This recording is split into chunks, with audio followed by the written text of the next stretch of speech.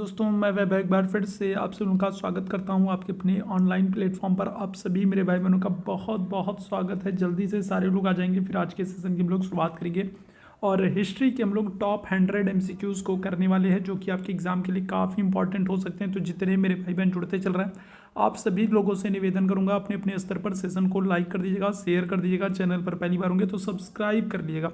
तो चलिए शुरू करते हैं आज के इस महत्वपूर्ण सेशन को। पहले प्रश्न के साथ हम लोग शुरुआत करेंगे और पहला प्रश्न आपके सामने है, पुरुष सूक्त ऋग्वेद के मंडल में है, बताइएगा। तो अगर हम लोग पुरुष सूक्त की बात करेंगे तो आपसे पहला प्रश्न पूछ रहा है कि जो पुरुष सूक्त है तो ये ऋग्वेद के कौन से मंडल में है, पहले में है, दूसरे में है, 9वें में है या फिर 10वें मंडल में। पहले प्रश्न का आंसर करेंगे। इंपॉर्टेंट क्वेश्चंस को हम लोग डिस्कस करेंगे जो कि आपके लिए काफ़ी इंपॉर्टेंट हो सकते हैं। आपके किसी भी एक दिवसीय एग्जाम के लिए, आप टेट के एग्जाम दे रहे हैं, सीटेट के दे रहे हैं, सुपर टेट के दे रहे हैं या फिर आप PCS के एग्जाम दे रहे हैं, राज्य स्तरीय किसी भी आप एक दिवसीय परीक्षाओं की तैयारी कर रहे हैं, तो आपके लिए ये क्वेश्चंस बहुत ही इंपॉर्टेंट होने वाले हैं। क्या हो जाएगा, इस प्रश्न का आंसर करेंगे। तो ऋग्वेद की अगर हम लोग बात करेंगे तो ऋग्वेद के आपको 10वें मंडल में पुरुष सूक्त देखने को मिल जाएगा। ठीक है, कहाँ पर? तो ऋग्वेद के 10वें मंडल में अगर हम लोग बात करेंगे तो आपको पुरुष सूक्त देखने को मिल जाएगा। और महत्वपूर्ण क्या है? महत्वपूर्ण यह है कि जो ऋग्वेद का ये 10वां मंडल है ना, इस 10वें मंडल के पुरुष सूक्त में आपको पहली बार शूद्रों की चर्चा देखने को मिलती है। पहली बार क्या होगा? पहली बार शूद्रों का उल्लेख जो है, पहली बार शूद्र का जो उल्लेख है वो ऋग्वेद के 10वें मंडल में पुरुष सूक्त में ही आपको देखने को मिलेगा। ये बात आप याद रखेंगे, ये आपके लिए इंपॉर्टेंट है। ठीक है, तो यहाँ पर क्या हो जाएगा? तो ऑप्शन संख्या डी बिल्कुल करेक्ट हो जाएगा। ऋग्वेद में अगर हम लोग बात करें तो कुल कितने मंडल हैं? तो कुल 10 मंडल हैं। ठीक है, कितने? तो ऋग्वेद में कुल 10 मंडल हैं, 1028 सूक्त हैं। ठीक है, कितने? तो ऋग्वेद में 10 मंडल हैं, 1028 सूक्त हैं। ऋग्वेद में मंत्रों का संकलन है। ठीक है, किसका? तो ऋग्वेद में अगर हम लोग बात करेंगे तो किसका संकलन है? तो मंत्रों का संकलन है। और मंत्रों का जो उच्चारण करने वाला होता है वो होत्र या होता कहलाता है। याद रखेंगे, ऋग्वेद में मंत्रों का संकलन है और ये जो मंत्रों का जो संकलन है इसका उच्चारण करने वाला जो है होत्र या होता कहलाता है। ऋग्वेद में 10 मंडल हैं, 1028 सूक्त है। 10वां मंडल जो है, 10वें मंडल में पुरुष सूक्त का उल्लेख है और इसी में पहली बार हमको शूद्रों का उल्लेख मिलता है। याद रखेंगे, ऑप्शन संख्या डी यहां पर बिल्कुल करेक्ट हो जाएगा। दूसरे प्रश्न की तरफ चलेंगे। दूसरा प्रश्न आपसे कह रहा है, पुराणों में ऐतिहासिक सूचनाएं मिलती हैं, किसकी सूचनाएं मिलती हैं, बताइएगा क्या हो जाएगा। अगर हम लोग बात करेंगे पुराणों की, तो पुराणों की संख्या कितनी, आप क्या कहोगे? तो पुराणों की संख्या हो जाएगी 18। ठीक है, कितनी? तो पुराणों की संख्या 18 है। और सबसे प्राचीन, अगर आपसे पूछ ले कि सबसे प्राचीन पुराण कौन सा है, तो आप क्या कहोगे? तो आप कहोगे मत्स्य पुराण है। ठीक है, कौन सा? तो मत्स्य पुराण जो है तो ये सबसे प्राचीन पुराण है। पुराणों की संख्या 18 है। और पुराणों में हमें ऐतिहासिक सूचनाएं मिलती हैं सर्ग के संदर्भ में, प्रतिसर्ग के संदर्भ में, वंश के संदर्भ में या फिर वंशानुचरित के संदर्भ में। करेक्ट आंसर क्या हो जाएगा? ऑप्शन संख्या डी आंसर करेंगे। पुराणों में हमें वंशानुचरित की जानकारी मिलती है। ऑप्शन संख्या क्या आ जाएगा? तो डी यहाँ पर करेक्ट आंसर कर देंगे। क्लियर है? चलिए आगे बढ़ेंगे अगले प्रश्न की तरफ। तीसरा प्रश्न आपके सामने है, किस वंश के इतिहास का प्रमुख स्रोत सिक्के हैं, बताइएगा। तो कौन सा वंश है जिसके विषय में हमें मुख्य रूप से सिक्कों से जानकारी मिलती है? कौन सा वंश है जिसके इतिहास का प्रमुख स्रोत सिक्के हैं? मौर्य वंश है, शुंग वंश है, हूण है या फिर हिंद यूनानी है? तो क्या हो जाएगा, इस प्रश्न का आंसर करेंगे। बहुत ही इंपॉर्टेंट ये सेशन होने वाला है, आप लोग लास्ट तक जरूर बने रहिएगा और सेशन को लाइक और शेयर जरूर कीजिएगा। करेक्ट आंसर क्या हो जाएगा? आंसर करने का ऑप्शन संख्या सी हो जाएगा, हिंद यूनानी। इंडो ग्रीक जो राजा है, अगर हम लोग मौर्यों की बात करेंगे तो मौर्यों की जानकारी हमको शिलालेखों से भी होती है, पुस्तकों से भी होती है, सिक्कों से भी होती है। शुंगों की अगर हम लोग बात करेंगे तो शुंगों की जो जानकारी है वो हमें साहित्यिक और जो है अभिलेखीय साक्ष्यों से होती है। हूणों के साथ भी वही चीज़ है। लेकिन अगर हम लोग हिंद यूनानियों की बात करेंगे, इंडो ग्रीक राजाओं की बात करेंगे तो इनकी जानकारी हमको सिर्फ और सिर्फ सिक्कों से प्राप्त होती है। ठीक है, ध्यान रखिएगा। और इंडो ग्रीक जो राजा है, इनसे एक बहुत ही महत्वपूर्ण प्रश्न आपका बन जाता है। ये पहले राजा है जिन्होंने क्या किया है, इंडो ग्रीक की बात करेंगे, हिंद यूनानियों की बात करेंगे तो ये पहला राजा है जिन्होंने सोने के सिक्के जारी किए हैं। ठीक है, क्या किया है? तो जिन्होंने सोने के सिक्कों को जारी किया। याद रखेंगे, सोने के सिक्के जारी किए हैं। सोने के सिक्के जारी करने वाले पहले राजा जो है आपके कौन है? इंडो ग्रीक हैं, हिंद यूनानी है। और इनके विषय में महत्वपूर्ण जानकारियां जो है वो इनके सिक्कों से ही प्राप्त होती है। आगे बढ़ेंगे अगले प्रश्न की तरफ। चौथा प्रश्न आपके सामने है, किस शासक के विषय में हमारी जानकारी का आधार मात्र एक अभिलेख है, बताइएगा तो कौन सा राजा है जिसके विषय में अगर हम लोग बात करेंगे तो जिसके विषय में हमको जानकारी सिर्फ और सिर्फ एक अभिलेख से प्राप्त होती है, कौन सा राजा है बताएंगे। बहुत इंपॉर्टेंट क्वेश्चंस को आज के सेशन में हम लोग कर रहे हैं और ये सेशन जो है ये बहुत ही इंपॉर्टेंट है आप लोगों के लिए, क्योंकि यहाँ से मैक्सिमम क्वेश्चंस जो हैं वो आपके एग्जाम में पूछे गए हैं या पूछे जा सकते हैं। आपके एग्जाम ओरिएंटेड ये क्लास है। बताएंगे क्या हो जाएगा, किस शासक के विषय में हमारी जानकारी का आधार मात्र एक अभिलेख है। चंद्रगुप्त मौर्य है, बिंदुसार है, हर्ष है या फिर खारवेल है। करेक्ट आंसर क्या हो जाएगा, ऑप्शन संख्या सी आंसर कर देंगे खारवेल। खारवेल की अगर हम लोग बात करेंगे तो ये कलिंग के राजा हैं खारवेल, और ये किस वंश के राजा हैं तो ये चेदी वंश के राजा हैं। ठीक है, कौन से, तो ये चेदी वंश के राजा हैं खारवेल, और इनका जो अभिलेख है वो कौन सा है तो वह है हाथी गुम्फा अभिलेख। ठीक है, कौन सा है तो इनका एक अभिलेख है जिसका नाम क्या है, जिसका नाम है हाथी गुम्फा अभिलेख, और इसी अभिलेख से इनके विषय में जानकारी मिलती है। ठीक है, ध्यान रखिएगा। साथ ही साथ हाथी गुम्फा अभिलेख के संदर्भ में आपको दो चीज़ों को याद रखना है। पहली तो ये याद रखना है कि भारतवर्ष का पहली बार उल्लेख इसी अभिलेख में हुआ है। अगर आपसे पूछा जाए भारतवर्ष का पहली बार उल्लेख किस अभिलेख में हो रहा है तो आप कहोगे हाथी गुम्फा अभिलेख में हो रहा है। दूसरी चीज़ आप याद रखेंगे कि इसी हाथी गुम्फा अभिलेख से पता चलता है कि महापद्मनंद जो है, जो कि नंद वंश का संस्थापक है, महापद्मनंद जो है, तो महापद्मनंद ने क्या किया था तो इसने कलिंग में सिंचाई के लिए नहरों का निर्माण कराया। ठीक है, क्या किया तो कलिंग में सिंचाई के लिए महापद्मनंद ने कलिंग में सिंचाई के लिए नहर निर्माण कराया। ठीक है, तो इसकी जानकारी कहाँ से मिलती है तो इसकी जानकारी भी कलिंग के राजा खारवेल के हाथी गुम्फा अभिलेख से मिलती है, और खारवेल चेदी वंश के राजा थे, याद रखेंगे। ठीक है, चलिए आगे बढ़ेंगे अगले प्रश्न की तरफ। अगले प्रश्न का आंसर करेंगे।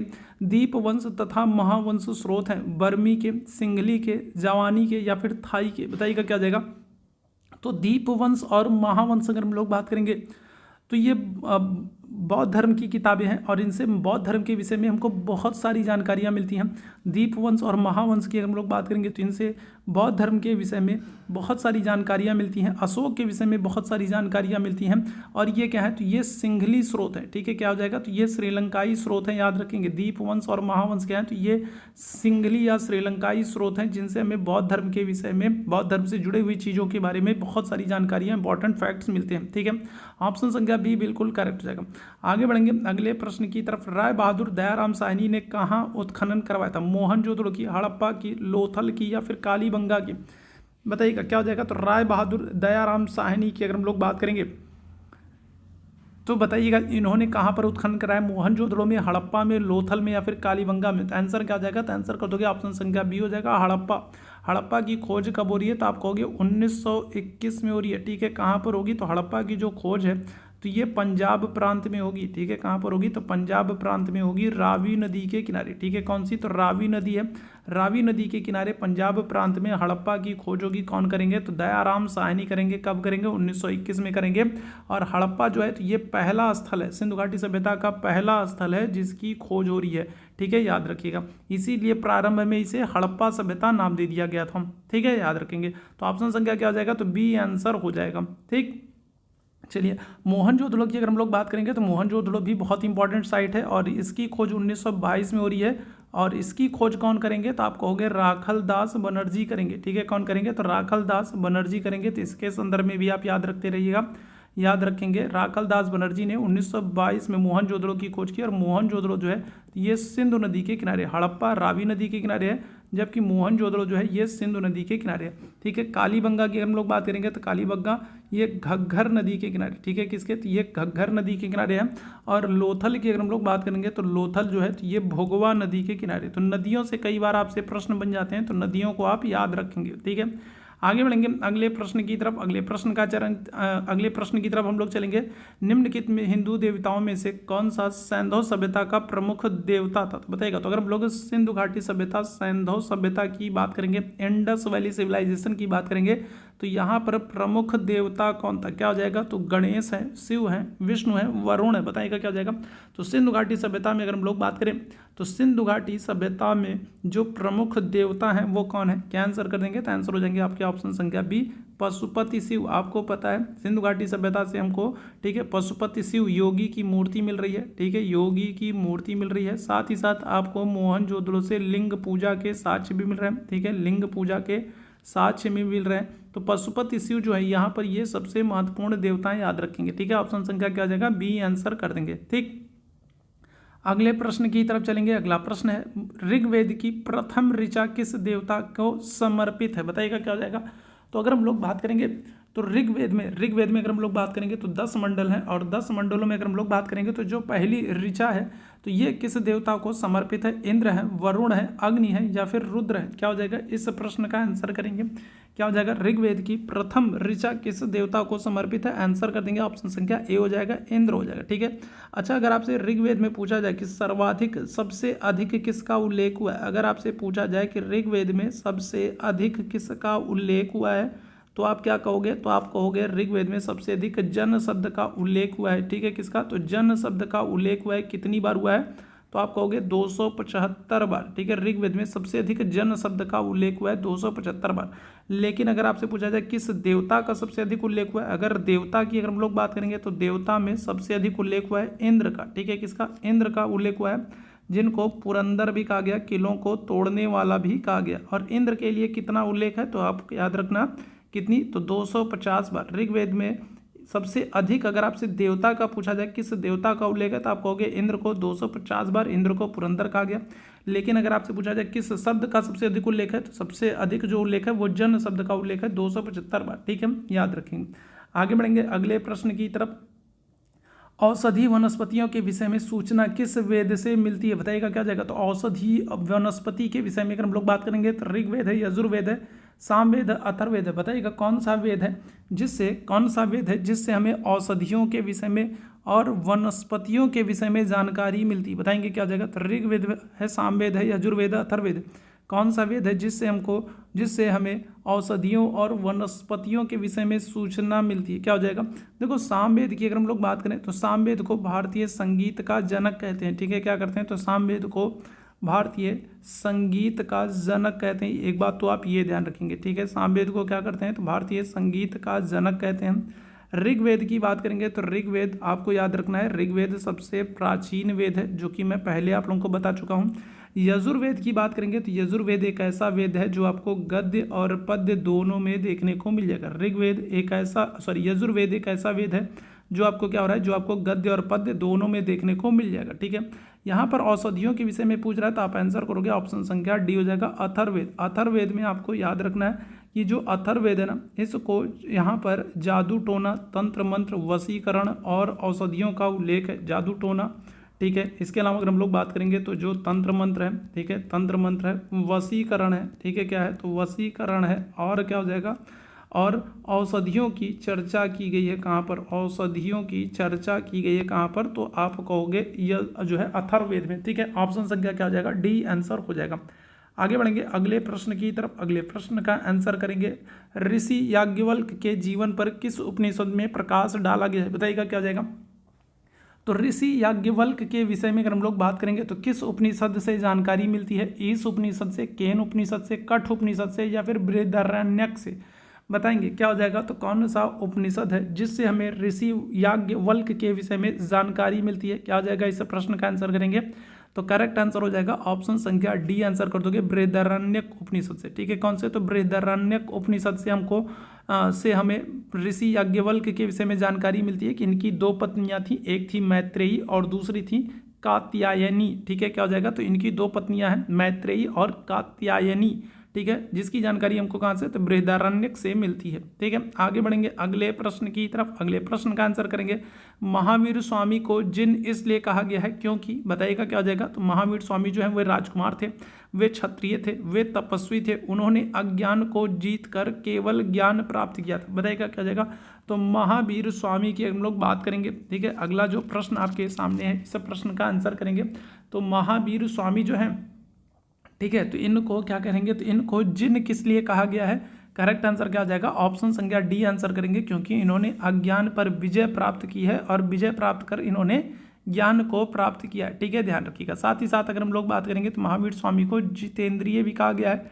ठीक है, क्या किया गया, तो जितेंद्रिय भी कहा गया, जिसने इंद्रियों को जीत लिया हो। ठीक है, इसके अलावा अगर हम लोग बात करेंगे तो इनको क्या कहा गया, तो इनको केवलिन भी कहा गया। ठीक है, केवलिन भी कहा गया, विजेता कहा गया, और क्या कहा गया, और इनको निर्ग्रंथ भी कहा गया। निर्ग्रंथ का अर्थ क्या होता है? बंधन रहित, जो बंधन मुक्त हो गया हो, बंधन रहित हो।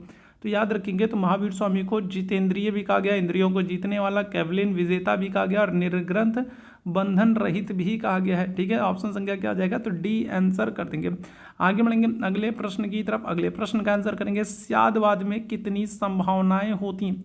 देखो, जो स्यादवाद होता है ना, तो यहाँ से प्रश्न कई बार पूछा गया है। जो ये स्यादवाद होता है, इसी को हम लोग अनेकांतवाद के नाम से भी जानते हैं। ठीक है, क्या करते हैं? तो स्यादवाद को ही हम लोग अनेकांतवाद के नाम से जानते हैं। और जो आपसे प्रश्न पूछा गया है वो ये पूछा गया है कि स्यादवाद का संबंध किससे है? जैन धर्म से, बौद्ध धर्म से, हिंदू धर्म से, या फिर इनमें से कोई नहीं। तो क्या हो जाएगा? तो याद रखेंगे, स्यादवाद जो है, या फिर जो कहें अनेकांतवाद जो है, इसका संबंध जो है वो जैन धर्म से। ठीक है, किससे है?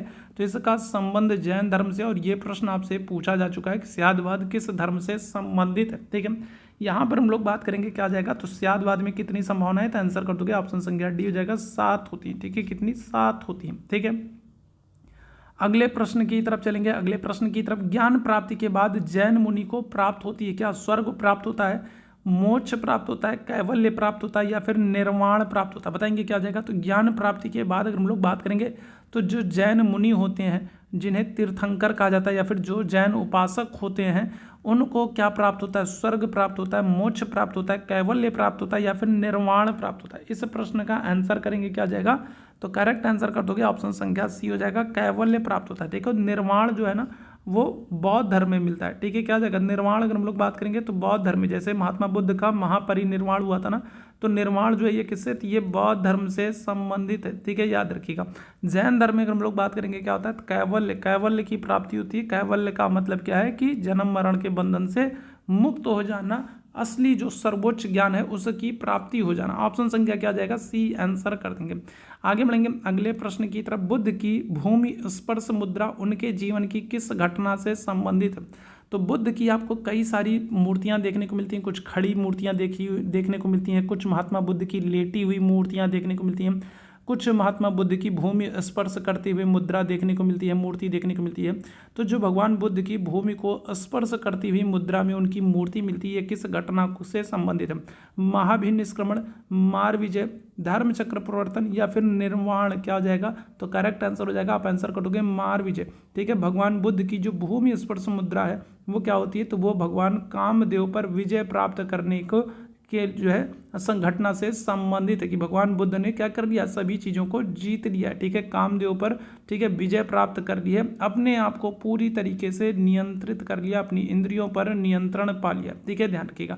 तो ये उनकी विजय की सूचक है। ठीक है, ध्यान रखेंगे। ऑप्शन संख्या क्या आ जाएगा? तो बी आंसर कर देंगे। ठीक है, आगे बढ़ेंगे अगले प्रश्न की तरफ। अगला प्रश्न आपके सामने है, प्रतीत समुत्पाद किस आर्य सत्य की व्याख्या करता है? दुख है, दुख समुदाय है, दुख निरोध है, या फिर दुख निरोध गामिनी प्रतिपदा है? बताएंगे क्या आ जाएगा? इस प्रश्न का आंसर करेंगे, क्या आ जाएगा? चलो जल्दी से बताएंगे। प्रतीत समुत्पाद किस आर्य सत्य की व्याख्या करता है? अगर हम लोग बात करें तो बौद्ध धर्म में आपको 4 आर्य सत्य देखने को मिलेंगे। ठीक है, क्या होगा? तो बौद्ध धर्म में आपको 4 आर्य सत्य देखने को मिलेंगे। 4 आर्य सत्य क्या है? तो आप कहोगे दुख है। ठीक है, क्या है? तो आप कहोगे दुख है। ठीक है, दूसरा क्या है? कि दुख का कारण है। ठीक है, सबसे पहला तो ये है कि दुख है। ठीक है, कोई भी ऐसा इंसान नहीं है जिसको दुख ना हो। ठीक है, चाहे अब घर का टेंशन हो, चाहे परिवार का टेंशन हो, चाहे जो है कैरियर का टेंशन हो, चाहे समाज का टेंशन हो, तो चाहे अपनी पेंशन का टेंशन हो, तो चाहे अपनी सैलरी का टेंशन हो, कोई ऐसा व्यक्ति नहीं जिसको दुख ना हो। ठीक है, हर व्यक्ति यहाँ पर दुखी है। ठीक है, और जब दुखी है तो उस दुख का कोई ना कोई कारण भी होगा। ठीक है, कोई ना कोई कारण तो जरूर होगा, तभी वो दुखी है। और अगर कारण है तो उसका क्या होगा? तो उसका निवारण भी है। ठीक है, अगर कोई कारण है कि जिसकी वजह से वो दुख है, तो उस दुख का निवारण भी अवश्य होगा। और अगर निवारण है तो निवारण का मार्ग भी होगा। ठीक है, जो दुख है तो दुख के निवारण का कोई मार्ग भी होगा। ठीक है, दुख के निवारण का मार्ग भी है। ठीक है, निवारण का मार्ग भी है। तो ये क्या है? तो ये 4 सत्य हैं, 4 आर्य सत्य हैं बौद्ध धर्म में। दुख है, दुख का कारण है, दुख का निवारण है, दुख के निवारण का मार्ग। यहाँ पर आपसे कह रहा है प्रतीत समुत्पाद के सार से, तो आप आंसर करोगे ऑप्शन संख्या बी, दुख समुदाय से। ठीक है, क्या आ जाएगा? तो आंसर कर दोगे, क्या आ जाएगा? ऑप्शन संख्या बी आंसर कर दोगे, दुख समुदाय से। ठीक है, ध्यान रखिएगा। ठीक है, क्लियर है? तो ऑप्शन संख्या क्या आ जाएगा? तो बी आंसर कर देंगे। आगे बढ़ेंगे अगले प्रश्न की तरफ। अगले प्रश्न का आंसर करेंगे, सप्तपर्णी गुफा में कौन सी बौद्ध महासंगीति हुई थी? बताइएगा क्या हो जाएगा? तो देखो 4 बौद्ध संगीतियाँ हो रही हैं, ठीक है, 4 बौद्ध संगीतियाँ हो रही हैं, चारों को आपको याद रखना है। पहली बौद्ध संगीति जो है तो वो अजात शत्रु के समय में हो रही है, ठीक है, किसके समय में? तो अजात शत्रु के समय में हो रही है। कहाँ पर हो रही है? तो आप कहोगे राजगिरी में हो रही है, ठीक है, कहाँ पर? तो राजगिरी में हो रही है। और इसकी अध्यक्षता कौन करेंगे? तो महाकश्यप करेंगे, ठीक है, कौन करेंगे? तो महाकश्यप जो है ये पहली बौद्ध संगीत की अध्यक्षता करेंगे, जो राजगिरी में हो रही है, ठीक है। दूसरी बौद्ध संगीति जो है तो ये वैशाली में हो रही है, ठीक है, किसके समय में होगी? तो दूसरी बौद्ध संगीति जो है तो ये सबा कमीर कर रहा हूँ। दूसरी बौद्ध संगीति जो है तो ये काला शोक के समय में होगी, ठीक है, किसके समय में? तो ये काला शोक के समय में होगी। और इसकी अध्यक्षता कौन करेंगे? और ये कहाँ पर हो रही है? तो काला शोक के समय में वैशाली में हो रही है। और इसकी अध्यक्षता जो है वो कौन करेंगे? तो सबा कमीर करेंगे, ठीक है, कौन करेंगे? तो सबा कमीर जो है ये दूसरी बौद्ध संगीत की अध्यक्षता कर रहे हैं, ठीक है। तीसरी बौद्ध संगीति जो है तो ये अशोक के समय में हो रही है। कहाँ पर? तो पाटलिपुत्र में हो रही है, ठीक है, कहाँ पर? तो अशोक के समय में हो रही है। कहाँ पर हो रही है? पाटलिपुत्र में हो रही है। और इसकी अध्यक्षता कौन करेंगे? तो आप कहोगे मोगलीपुत्र तिस्य करेंगे, ठीक है, कौन करेंगे? तो मोगली, ठीक है, कौन है? तो मोगलीपुत्र तिस्य जो है तो इनके द्वारा इस तीसरी बौद्ध संगीति की अध्यक्षता की जा रही है। चौथी बौद्ध संगीति जो है तो ये किसके समय में? तो ये कनिष्क के समय में होगी। कहाँ पर होगी? तो कुंडलवन कश्मीर में होगी, ठीक है, कहाँ पर? तो कश्मीर में होगी। और इसकी अध्यक्षता जो है वो कौन कर रहे हैं? तो अध्यक्षता करेंगे वसुमित्र, ठीक है, अध्यक्षता कौन करेंगे? वसुमित्र करेंगे। और उपाध्यक्षता कौन करेंगे? तो अश्वघोष करेंगे, याद रखिएगा, ठीक है। अब यहाँ पर आपसे कह रहा है कि सप्तपर्णी गुफा में, तो सबसे पहले तो आपको ये पता होना चाहिए कि सप्तपर्णी गुफा है कहाँ पर। तो सप्तपर्णी जो गुफा है ये है कहाँ पर? राजगिरी में। तो क्या हो जाएगा? तो ऑप्शन संख्या ए आंसर कर दोगे। प्रथम बौद्ध संगीति जो है ये सप्तपर्णी गुफा में हुई थी। सप्तपर्णी गुफा कहाँ पर है? तो आप कह दोगे राजगिरी में। ऑप्शन संख्या क्या आ जाएगा? ए आंसर हो जाएगा। आगे बढ़ेंगे अगले प्रश्न की तरफ। कनिष्क महान किस बौद्ध महासंगीति का संरक्षक था? तो अभी मैंने आप लोगों को चारों बौद्ध संगीतियाँ बताई है, और बताइएगा क्या जाएगा? कौन सी बौद्ध संगीति है जो कनिष्क के समय में हो रही है? तो क्या आंसर करेंगे? तो आंसर कर देंगे चौथी बौद्ध संगीति, ठीक है। ये किसके? तो ये कनिष्क के समय में हो रही है। कहाँ पर होगी? तो आप कहोगे कुंडलवन कश्मीर में, ठीक है, कहाँ पर? तो कुंडलवन कश्मीर में चौथी बौद्ध संगीति हो रही है। और इसकी अध्यक्षता कौन करेंगे? अध्यक्ष अगर हम लोग बात करें तो अध्यक्ष आप क्या कहोगे? तो अध्यक्ष होंगे वसुमित्र, ठीक है, कौन है? तो अध्यक्ष हैं वसुमित्र। और उपाध्यक्ष अगर हम लोग बात करेंगे कौन है? तो उपाध्यक्ष आप कहोगे अश्वघोष है, ठीक है, कौन है? उपाध्यक्ष अगर हम लोग बात करेंगे कौन है? तो आप कहोगे अश्वघोष हैं, ठीक है, ध्यान रखिएगा। और ये जो चौथी बौद्ध संगीत है ना, इस बौद्ध संगीत में अगर हम लोग बात करेंगे तो बौद्ध धर्म 2 भागों में बढ़ जाता है, ठीक है, कौन कौन सा? तो आप कहोगे हीनयान है, आप कहोगे हीनयान है। और दूसरा अगर हम लोग बात करेंगे कौन सा है? तो दूसरा महायान है, ठीक है, याद रखिएगा। बौद्ध संघ जो है ये 2 भागों में इसी चौथी बौद्ध संगीत में बढ़ जाता है, हीनयान और महायान। आगे बढ़ेंगे अगले प्रश्न की तरफ। अगला प्रश्न आपके सामने है, महायान शून्यवाद के प्रतिपादक कौन है? नागार्जुन है, असंग है, वसुबंधु है, या फिर अश्वघोष है? देखो अश्वघोष की एक बहुत इंपॉर्टेंट पुस्तक है जो आपसे पूछी जाती है, और उसका नाम क्या है? आप कहोगे बुद्ध चरित है, ठीक है, क्या नाम है? तो बुद्ध चरित नाम है, ठीक है। बुद्ध चरित के लेखक आपसे पूछा जाता है, ये इंपॉर्टेंट बुक है आप लोगों के लिए। आप क्या कहोगे? आप कहोगे अश्वघोष की पुस्तक है, ठीक है, ध्यान रखना, ठीक है। चलिए, तो यहाँ पर हम लोग बात करेंगे महायान शून्यवाद का प्रतिपादक कौन है? क्या आंसर करोगे? तो आप आंसर कर दोगे ऑप्शन संख्या ए हो जाएगा, नागार्जुन हो जाएगा, ठीक है, नागार्जुन। अच्छा देखो, नागार्जुन से कुछ प्रश्न बन जाते हैं, उनको आपको याद रखना। नागार्जुन जो है तो इनको क्या करते हैं? तो इनको भारत का आइंस्टाइन भी कहा जाता है, याद रखेंगे, क्या करते हैं? तो इनको भारत का आइंस्टाइन भी कहा जाता है, याद रखेंगे, ये आपके लिए महत्वपूर्ण है। भारत का आइंस्टाइन कहा जाता है नागार्जुन को। दूसरी चीज़ आप याद रखेंगे, ये शून्यवाद के प्रतिपादक है, ठीक है, किसके? तो शून्यवाद के जन्मदाता हैं, शून्यवाद के प्रतिपादक हैं कौन? नागार्जुन है। तीसरी चीज़ आप याद रखेंगे, तीसरी चीज़ जो आप याद रखेंगे ये क्या है? तो ये बौद्ध धर्म की महायान शाखा से संबंधित। अभी मैंने आप लोगों को बताया था ना, बौद्ध धर्म 2 भागों में बढ़ गया था, हीनयान और महायान, तो ये महायान शाखा से संबंधित है। चौथी चीज़ आप याद रखेंगे, ये कनिष्क के दरबार में रहते थे, ठीक है, किसके? तो ये कनिष्क के दरबार में रहते थे, ये भी प्रश्न आपसे पूछा जाता है, कनिष्क के दरबार में रहते थे, ठीक है। और पांचवी चीज़ आप याद रखेंगे, इनकी जो पुस्तक है, ठीक है, इनकी जो पुस्तक है उसका नाम क्या है? तो आप कहोगे माध्यमिक सूत्र है, ठीक है, क्या है? तो नागार्जुन की जो पुस्तक का नाम है वो क्या नाम है? तो आप कहोगे माध्यमिक सूत्र है। तो इतनी सारी चीज़ों को आपको याद रखना है। महायान शून्यवाद के जो प्रतिपादक हैं वो कौन है, नागार्जुन है। आगे बढ़ेंगे अगले प्रश्न की तरफ। अगला प्रश्न आपके सामने है, विशुद्धिमग्ग का रचयिता कौन है? बहुत ही महत्वपूर्ण है, बहुत ही महत्वपूर्ण ये पुस्तक है। बताइएगा क्या हो जाएगा? विशुद्धिमग्ग के रचयिता कौन है? सारिपुत्र हैं, आनंद हैं, कश्यप हैं, बुद्ध घोष हैं। क्या हो जाएगा? तो अगर हम लोग बात करें, चलिए जल्दी से बताएंगे क्या हो जाएगा। तो विशुद्धिमग्ग के लेखक कौन है, रचयिता कौन है? क्या हो जाएगा? तो आंसर कर दोगे ऑप्शन संख्या डी हो जाएगा, बुद्ध घोष। ठीक है, ध्यान रखिएगा। अभी मैंने आप लोगों को बताया था ना अश्वचरित के लेखक भी कौन है? तो बुद्ध घोष हैं। ठीक है, अभी यहाँ पर मैंने आप लोगों को बताया था ना कि जो अश्वचरित जो ये बुद्ध चरित के लेखक कौन है? तो अश्व घोष है। ठीक है, सेम चीज अगर हम लोग बात करें, यहाँ पर बुद्ध घोष दिया ना, बुद्ध घोष नहीं होना चाहिए, यहाँ पर अश्व घोष होना चाहिए था। ठीक है, यहाँ पर क्या होना चाहिए था? यहाँ पर अश्व घोष होना चाहिए था, बुद्ध घोष नहीं, यहाँ पर अश्व घोष होना चाहिए था। ऑप्शन संख्या क्या हो जाएगा? तो यहाँ पर डी बिल्कुल करेक्ट हो जाएगा। ठीक है, ध्यान रखिएगा। ठीक है, चलो आगे बढ़ेंगे अगले प्रश्न की तरफ। अगले प्रश्न का आंसर करेंगे, पाटलिपुत्र के संस्थापक कौन है? बिंबिसार है, अजातशत्रु है, बिंदुसार है या फिर अश्वघोष है? बताएंगे क्या जगह? पाटलिपुत्र का संस्थापक कौन है? बिंबिसार है, अजातशत्रु है, बिंदुसार है या फिर अशोक है? क्या हो जाएगा? इस प्रश्न का आंसर करेंगे, बताइएगा क्या हो जाएगा। तो अगर देखो ऑप्शन में अगर उदयन दिया होता, ठीक है, अगर ऑप्शन में उदयन दिया होता तो हम लोग उदयन को आंसर करते। ठीक है, लेकिन क्योंकि ऑप्शन में उदयन नहीं दिया गया है तो फिर हम क्या करेंगे? तो फिर हम अजातशत्रु को आंसर करेंगे। ठीक है, ध्यान रखिएगा। ऑप्शन संख्या क्या आ जाएगा? तो बी आंसर कर दोगे, अजातशत्रु। ठीक है, दिए गए विकल्प के अनुसार हम लोग बात करेंगे तो अजातशत्रु को आंसर करोगे। ठीक है, आगे बढ़ेंगे अगले प्रश्न की तरफ। मुद्रा राक्षस के रचयिता कौन है? बहुत ही इंपॉर्टेंट ये बुक है, बताइएगा।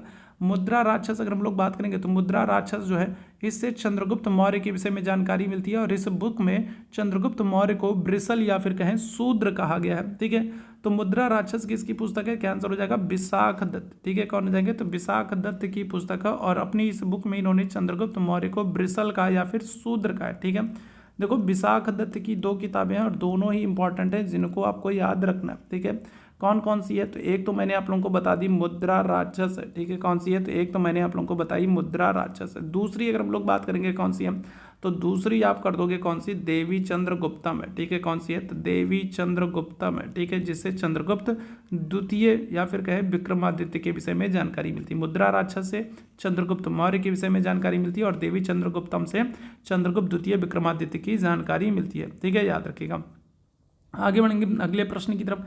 कलिंग विजय का उल्लेख अशोक ने अपने कौन से शिलालेख में किया है? ठीक है, कलिंग विजय का उल्लेख अशोक ने अपने कौन से शिलालेख में किया? देखो 269 ईसा पूर्व में अगर हम लोग बात करें तो 269 ईसा पूर्व में अशोक जो है वो क्या कर रहा है? तो अशोक जो है वो गद्दी पर बैठ रहा है, अशोक जो है वो राजा बन रहा है। ठीक है, 269 ईसा पूर्व में। ठीक है, और राजा बनने के 8वें वर्ष अगर हम लोग बात करेंगे तो 8वें वर्ष यानी कि 261 ईसा पूर्व में अशोक जो है ये क्या कर रहा है? तो ये कलिंग युद्ध कर रहा है। ठीक है, कौन से वर्ष? तो राजा बनने के 8वें वर्ष 261 ईसा पूर्व में जो अशोक है ये क्या कर रहा है? कलिंग युद्ध कर रहा है। और कलिंग युद्ध की जानकारी जो है इसके 13वें शिलालेख से मिलती है। ऑप्शन संख्या क्या आ जाएगा? तो डी आंसर कर दोगे, कौन से? 13वें शिलालेख से।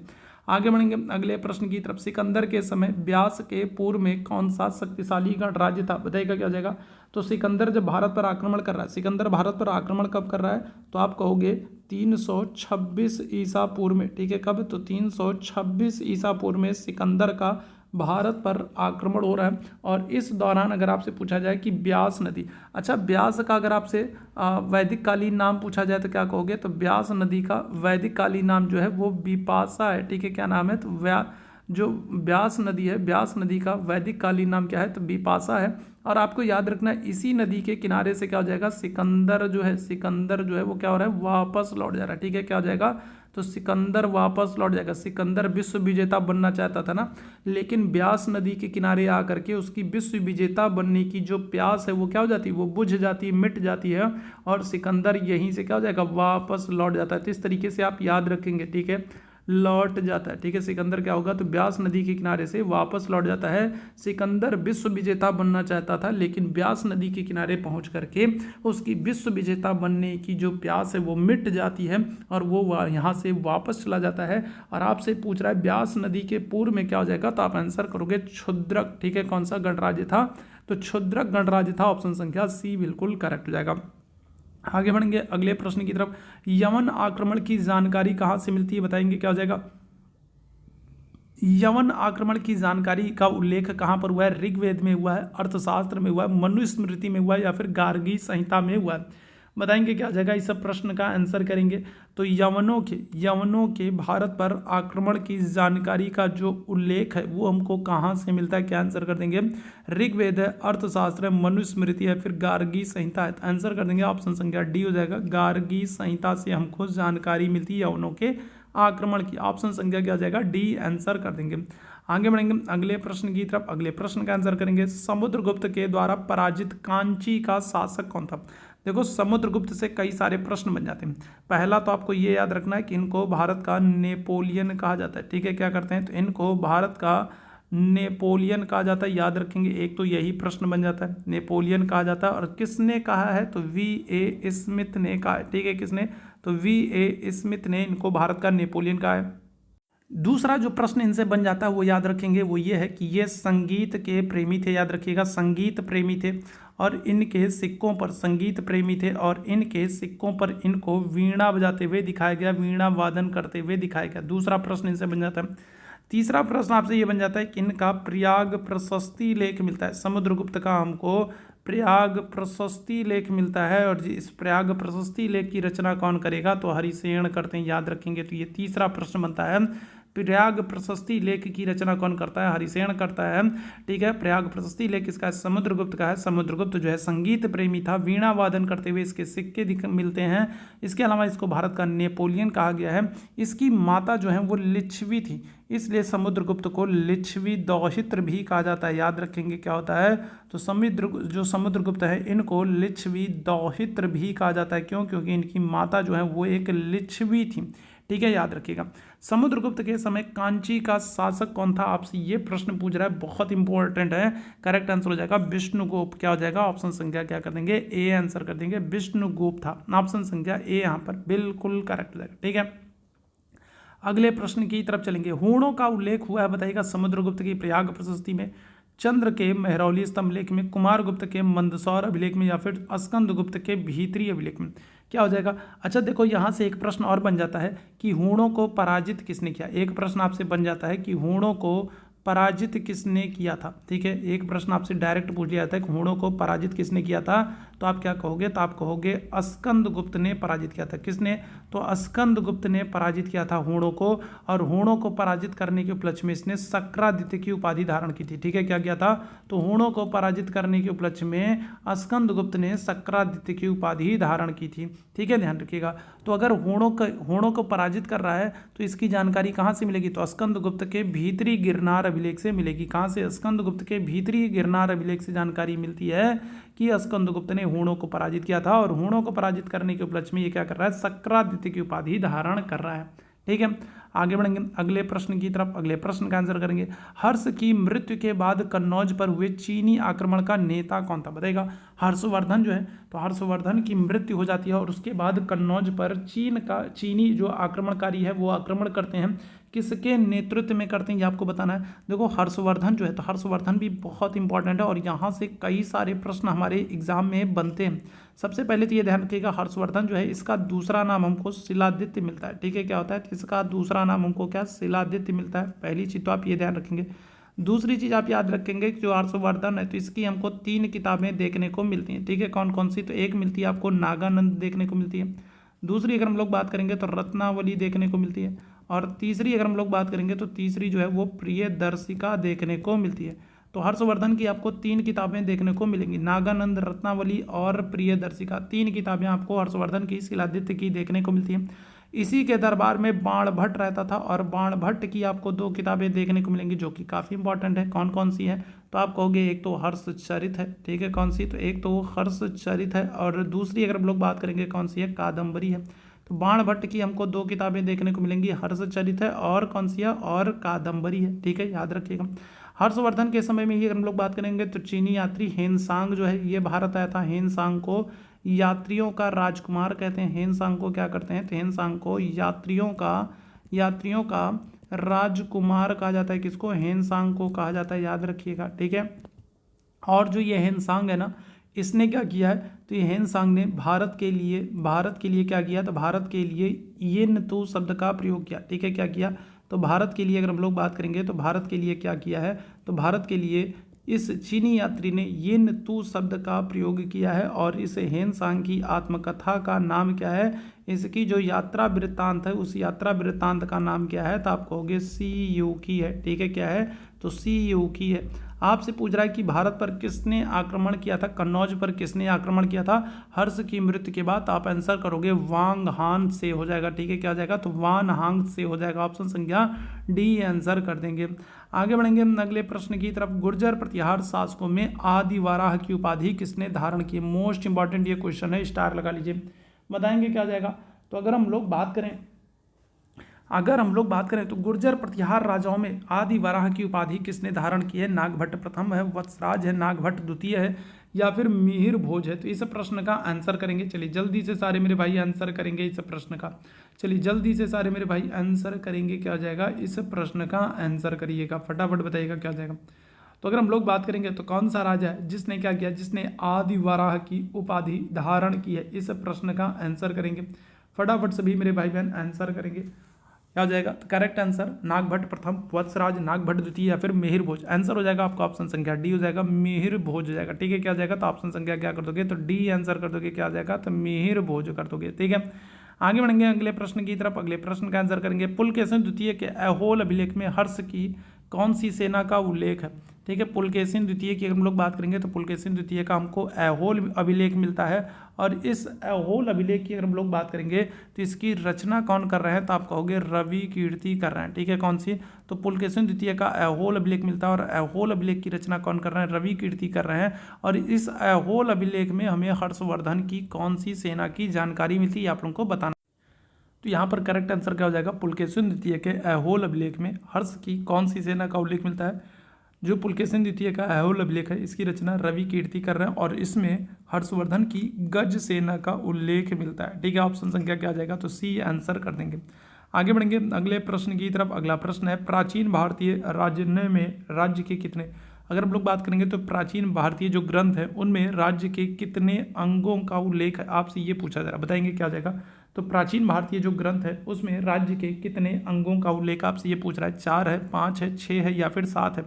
इस प्रश्न का आंसर करेंगे सभी मेरे भाई बहन, और जितने मेरे भाई बहन बाद में जुड़ते चल रहे हैं आप लोगों से निवेदन करूंगा सेशन को लाइक और शेयर कर दिएगा। बहुत इंपॉर्टेंट क्वेश्चंस को हम लोग यहाँ पर कर रहे हैं और ये आपके लिए बहुत इंपॉर्टेंट हो सकते हैं। यहाँ से मैक्सिमम क्वेश्चंस या तो आपके एग्जाम में पूछे गए हैं या फिर जिनके पूछे आने की संभावना है।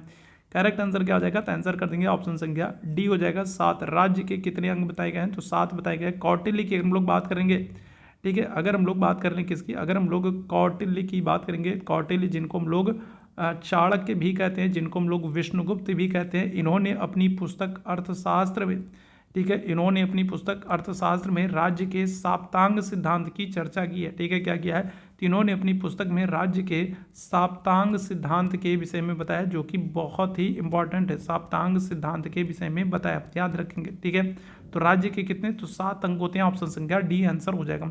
आगे बढ़ेंगे अगले प्रश्न की तरफ। किस प्रकार के विवाह को वधु शुल्क दिया जाता था, तो क्या हो जाएगा, गंधर्व विवाह है, राक्षस विवाह है, असुर विवाह है, या फिर पैशाच विवाह, बताएंगे क्या जाएगा। तो कौन से प्रकार का विवाह है जिसमें वधु शुल्क दिया जाता है, बताइएगा क्या जाएगा। जिसमें जो लड़का है ना वो लड़की से, अगर हम लोग बात करेंगे तो विवाह करने के लिए क्या करता था, तो शुल्क देता था। ठीक है, आजकल उल्टा होता है। ठीक है, लड़की वाले शुल्क देते हैं। ठीक है, उस समय अगर हम लोग बात करेंगे कौन सा होता था, ठीक है, जिसमें अगर हम लोग बात करेंगे कौन सा होता था, चलिए जल्दी से बताइएगा।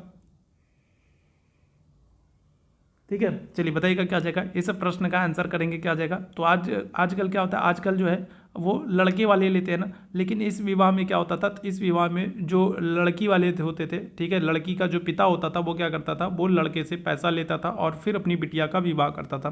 तो इस प्रकार का जो विवाह है वो क्या है, तो वो आसुर विवाह कहलाता है। ऑप्शन संख्या क्या जाएगा, तो बी आंसर करेंगे। कौन सा, आसुर विवाह कहलाएगा, ऑप्शन संख्या बी हो जाएगा।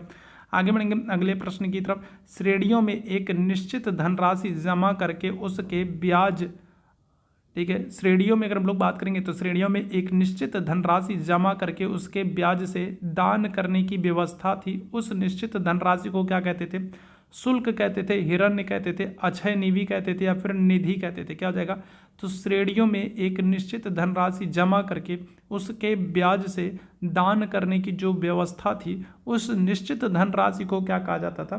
तो यहाँ पर आप लोग बताएंगे क्या आ जाएगा। चलिए जल्दी से सारे लोग आंसर करेंगे, क्या आ जाएगा? तो आंसर कर दोगे ऑप्शन संख्या सी आंसर करेंगे, अक्षय निवि कहेंगे। ठीक है, क्या कहेंगे? तो अक्षय निवि कहेंगे। ऑप्शन संख्या क्या आ जाएगा? सी यहाँ पर बिल्कुल एकदम करेक्ट हो जाएगा।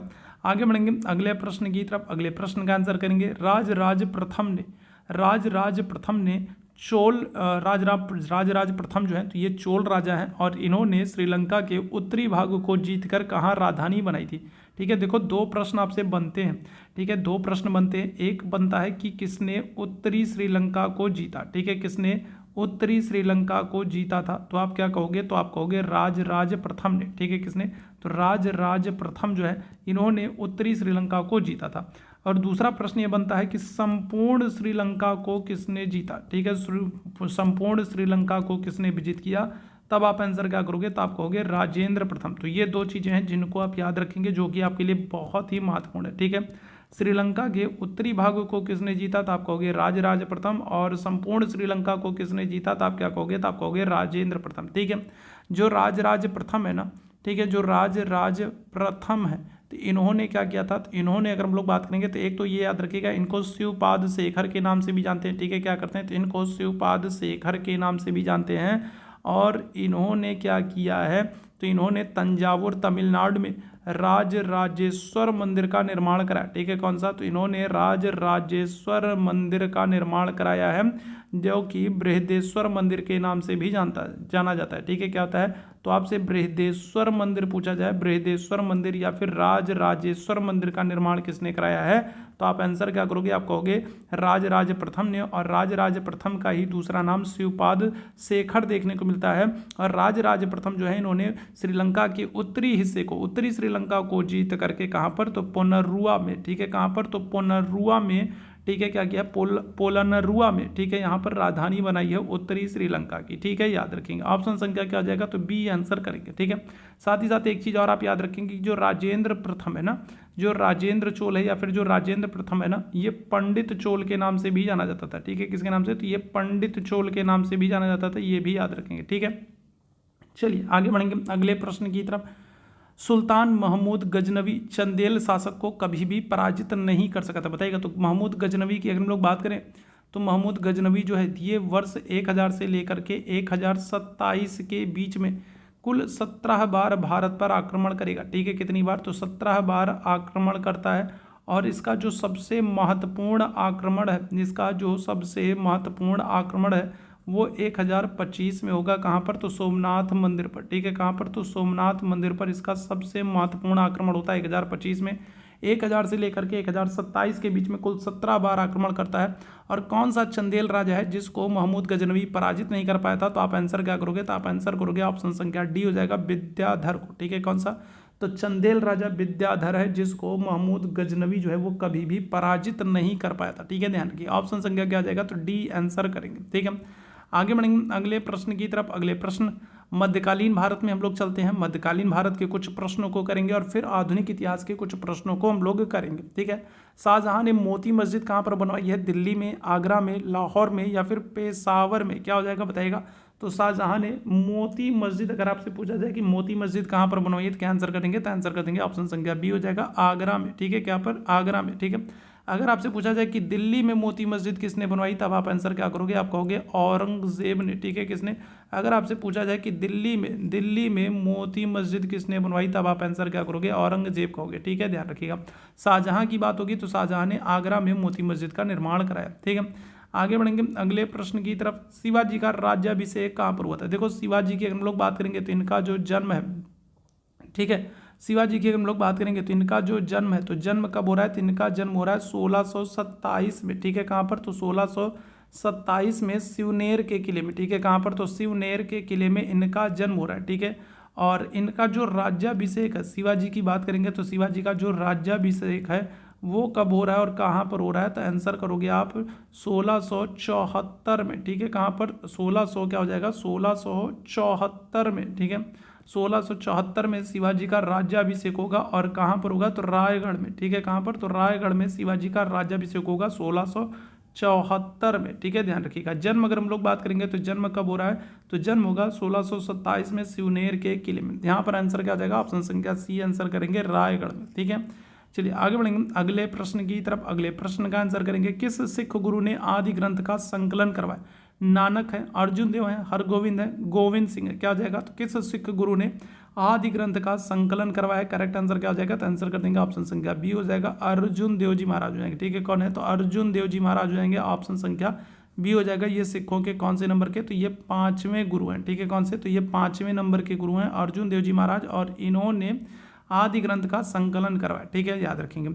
आगे बढ़ेंगे, तुलसीदास ने रामचरितमानस की रचना किस भाषा में की है? ब्रज भाषा, अवधी भाषा, खड़ी बोली या फिर भोजपुरी में? बताइएगा क्या जाएगा। तो तुलसीदास ने रामचरितमानस की रचना किस भाषा में की है, ये प्रश्न आपसे पूछा जा रहा है। क्या आंसर हो जाएगा, करेक्ट आंसर कर देंगे ऑप्शन संख्या बी हो जाएगा, अवधी भाषा में, ठीक है। कौन सी, तो अवधी भाषा हो जाएगा, ऑप्शन संख्या बी आंसर कर देंगे, ठीक है। आगे बढ़ेंगे अगले प्रश्न की तरफ। वास्को डी गामा किस वर्ष कालीकट पहुंचा? 1497 में, 1498 में, 1499 में या फिर 1500 में? वास्को डी गामा अगर हम लोग बात करेंगे तो ये भारत आने वाला पहला क्या है, तो पहला पुर्तगाली यात्री है, ठीक है। क्या है, तो पहला पुर्तगाली यात्री है, भारत आने वाला पहला पुर्तगाली यात्री है, या फिर कहें भारत की खोज करने वाला, भारत के समुद्री मार्ग की खोज करने वाला पहला यात्री है, ठीक है। क्या है, तो पहला यात्री है जिसने भारत के समुद्री मार्ग की खोज की, भारत आने वाला पहला पुर्तगाली यात्री है वास्को डी गामा।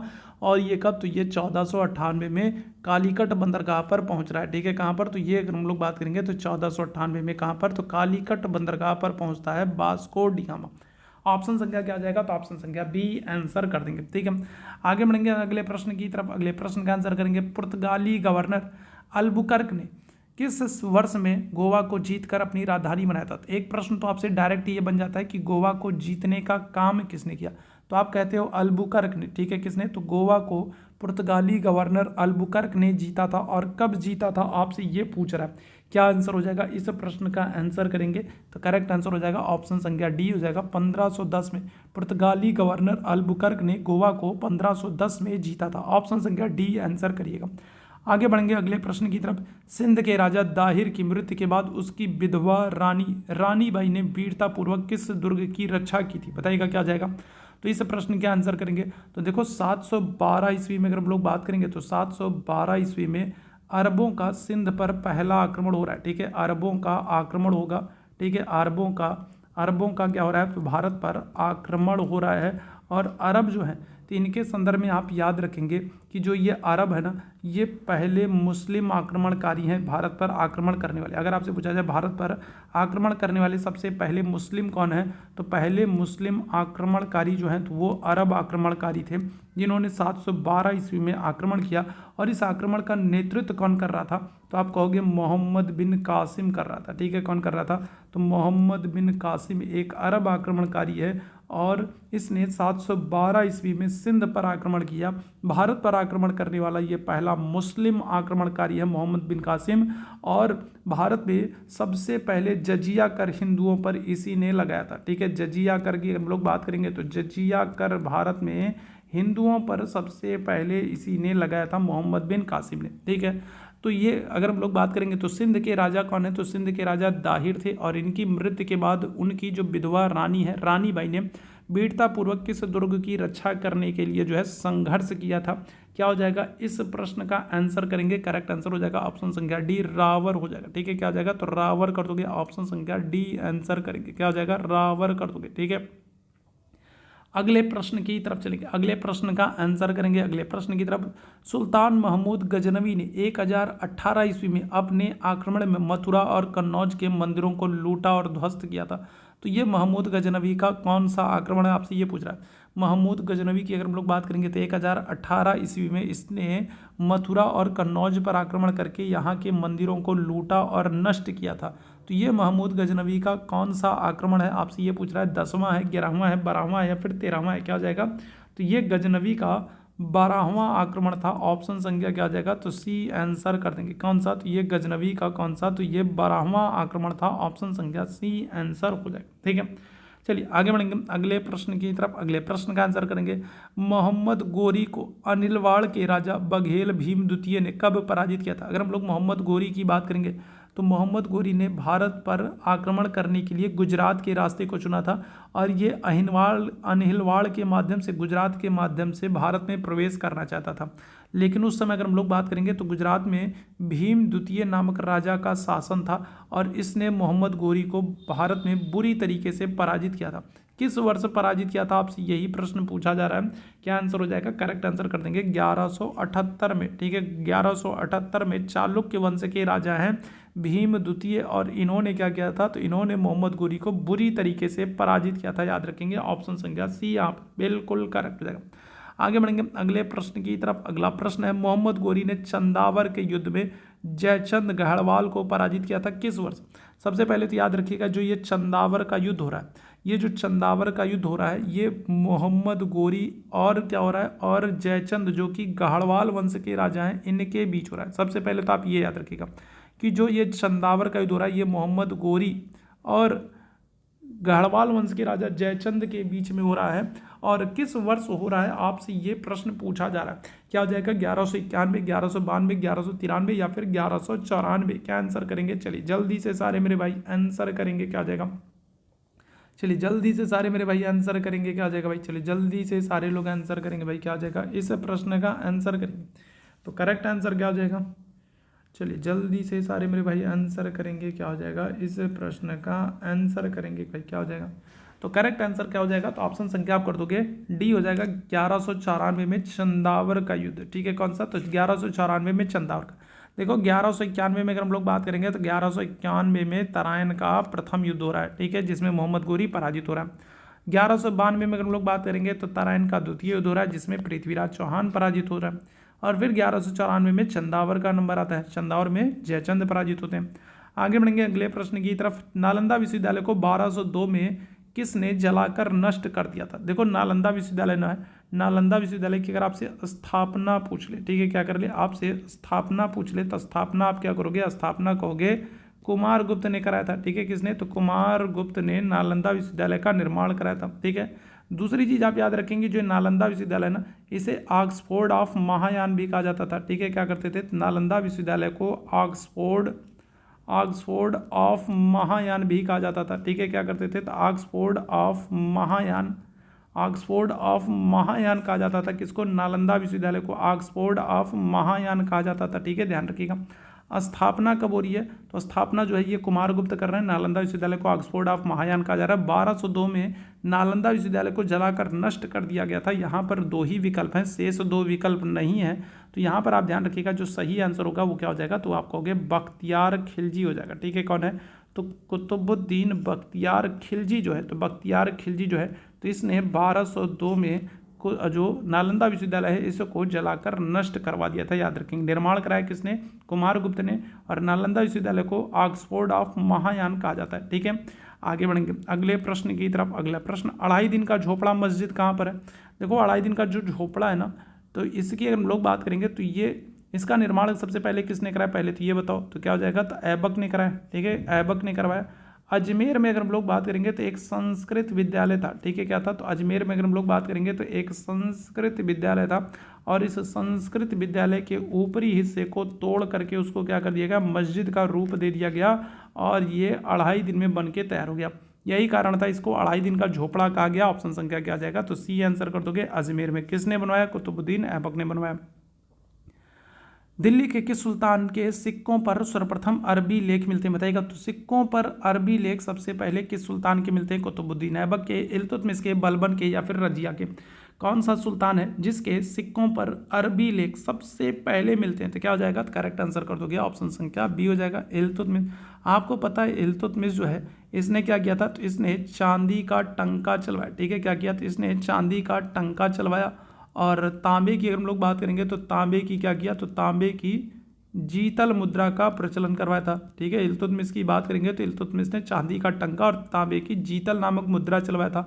और सबसे पहले जो शुद्ध अरबी सिक्के हैं, शुद्ध अरबी सिक्कों को जारी करने का श्रेय जो है वो इल्तुतमिश को जाता है। ऑप्शन संख्या क्या जाएगा? तो बी आंसर कर देंगे। आगे बढ़ेंगे अगले प्रश्न की तरफ। इल्तुतमिश को खलीफा के द्वारा मान्यता कब प्राप्त हुई? बताइएगा क्या जाएगा? तो अगर इस प्रश्न की बात करेंगे तो इल्तुतमिश को खलीफा के द्वारा मान्यता कब प्राप्त हुई है, क्या आंसर हो जाएगा? तो 1229 में, 1230 में, 1231 में या फिर 1232 में।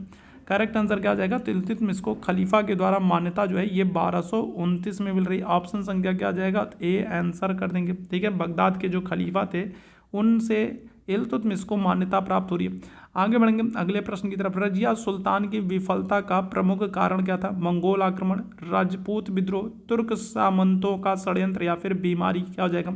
तो रजिया सुल्तान की विफलता का मुख्य कारण क्या था? मंगोल आक्रमण है, राजपूत विद्रोह है, तुर्क सामंतों का षड्यंत्र है या फिर बीमारी है? क्या हो जाएगा? इस प्रश्न का आंसर करेंगे तो आंसर हो जाएगा ऑप्शन संख्या सी, तुर्क सामंतों का षड्यंत्र है। ठीक है, जो उसके अपने अधिकारी थे, जो सामंत थे, उनका जो षड्यंत्र है ये रजिया की विफलता का और उसके पतन का एक बहुत बड़ा कारण है। ऑप्शन संख्या क्या आ जाएगा? तो सी आंसर हो जाएगा।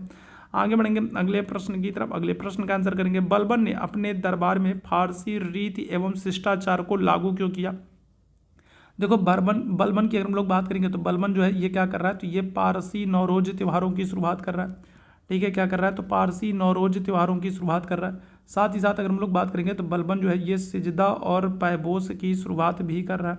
इसके अलावा अगर हम लोग बात करेंगे तो बलबन ने क्या किया है? तो बलबन ने तुर्कान चहलगानी का अंत किया। जो 40 से तुर्क सरदार थे, तुर्कान चहलगानी, तो इनका भी अंत किया। ठीक है, जो 40 तुर्क सरदार थे जो गड़बड़ी पैदा करते थे, इनको समाप्त करने का काम किया। सिजदा और पैबोस का लागू किया, पारसी नौरोज त्योहारों की शुरुआत की। साथ ही साथ अगर हम लोग बात करेंगे तो जो बलबन है, ठीक है, तो ये सारी चीज़ों को, ठीक है, लागू कर रहा है। साथ ही साथ उसने क्या किया था? उसने दीवान ए अर्ज नामक सैन्य विभाग की स्थापना की। बलबन ने दीवान ए अर्ज नामक सैन्य विभाग की स्थापना की। तो ये सारे काम जो बलबन कर रहा है, तो इसका उद्देश्य क्या था? तो इसका उद्देश्य था क्या होगा? सुल्तान के पद की जो गरिमा है उसको बढ़ाना। ठीक है, क्या हो जाएगा? सुल्तान के पद की गरिमा को बढ़ाना। ऑप्शन संख्या ए आंसर हो जाएगा। आगे बढ़ेंगे अगले प्रश्न की तरफ। बलबन के प्रशासन में दीवान ए अर्ज क्या था? तो अभी मैंने आप लोगों को बताया क्या आ जाएगा? तो दीवान ए अर्ज क्या था? वित्त मंत्री था, रक्षा मंत्री था, विदेश मंत्री था या फिर खेल मंत्री था?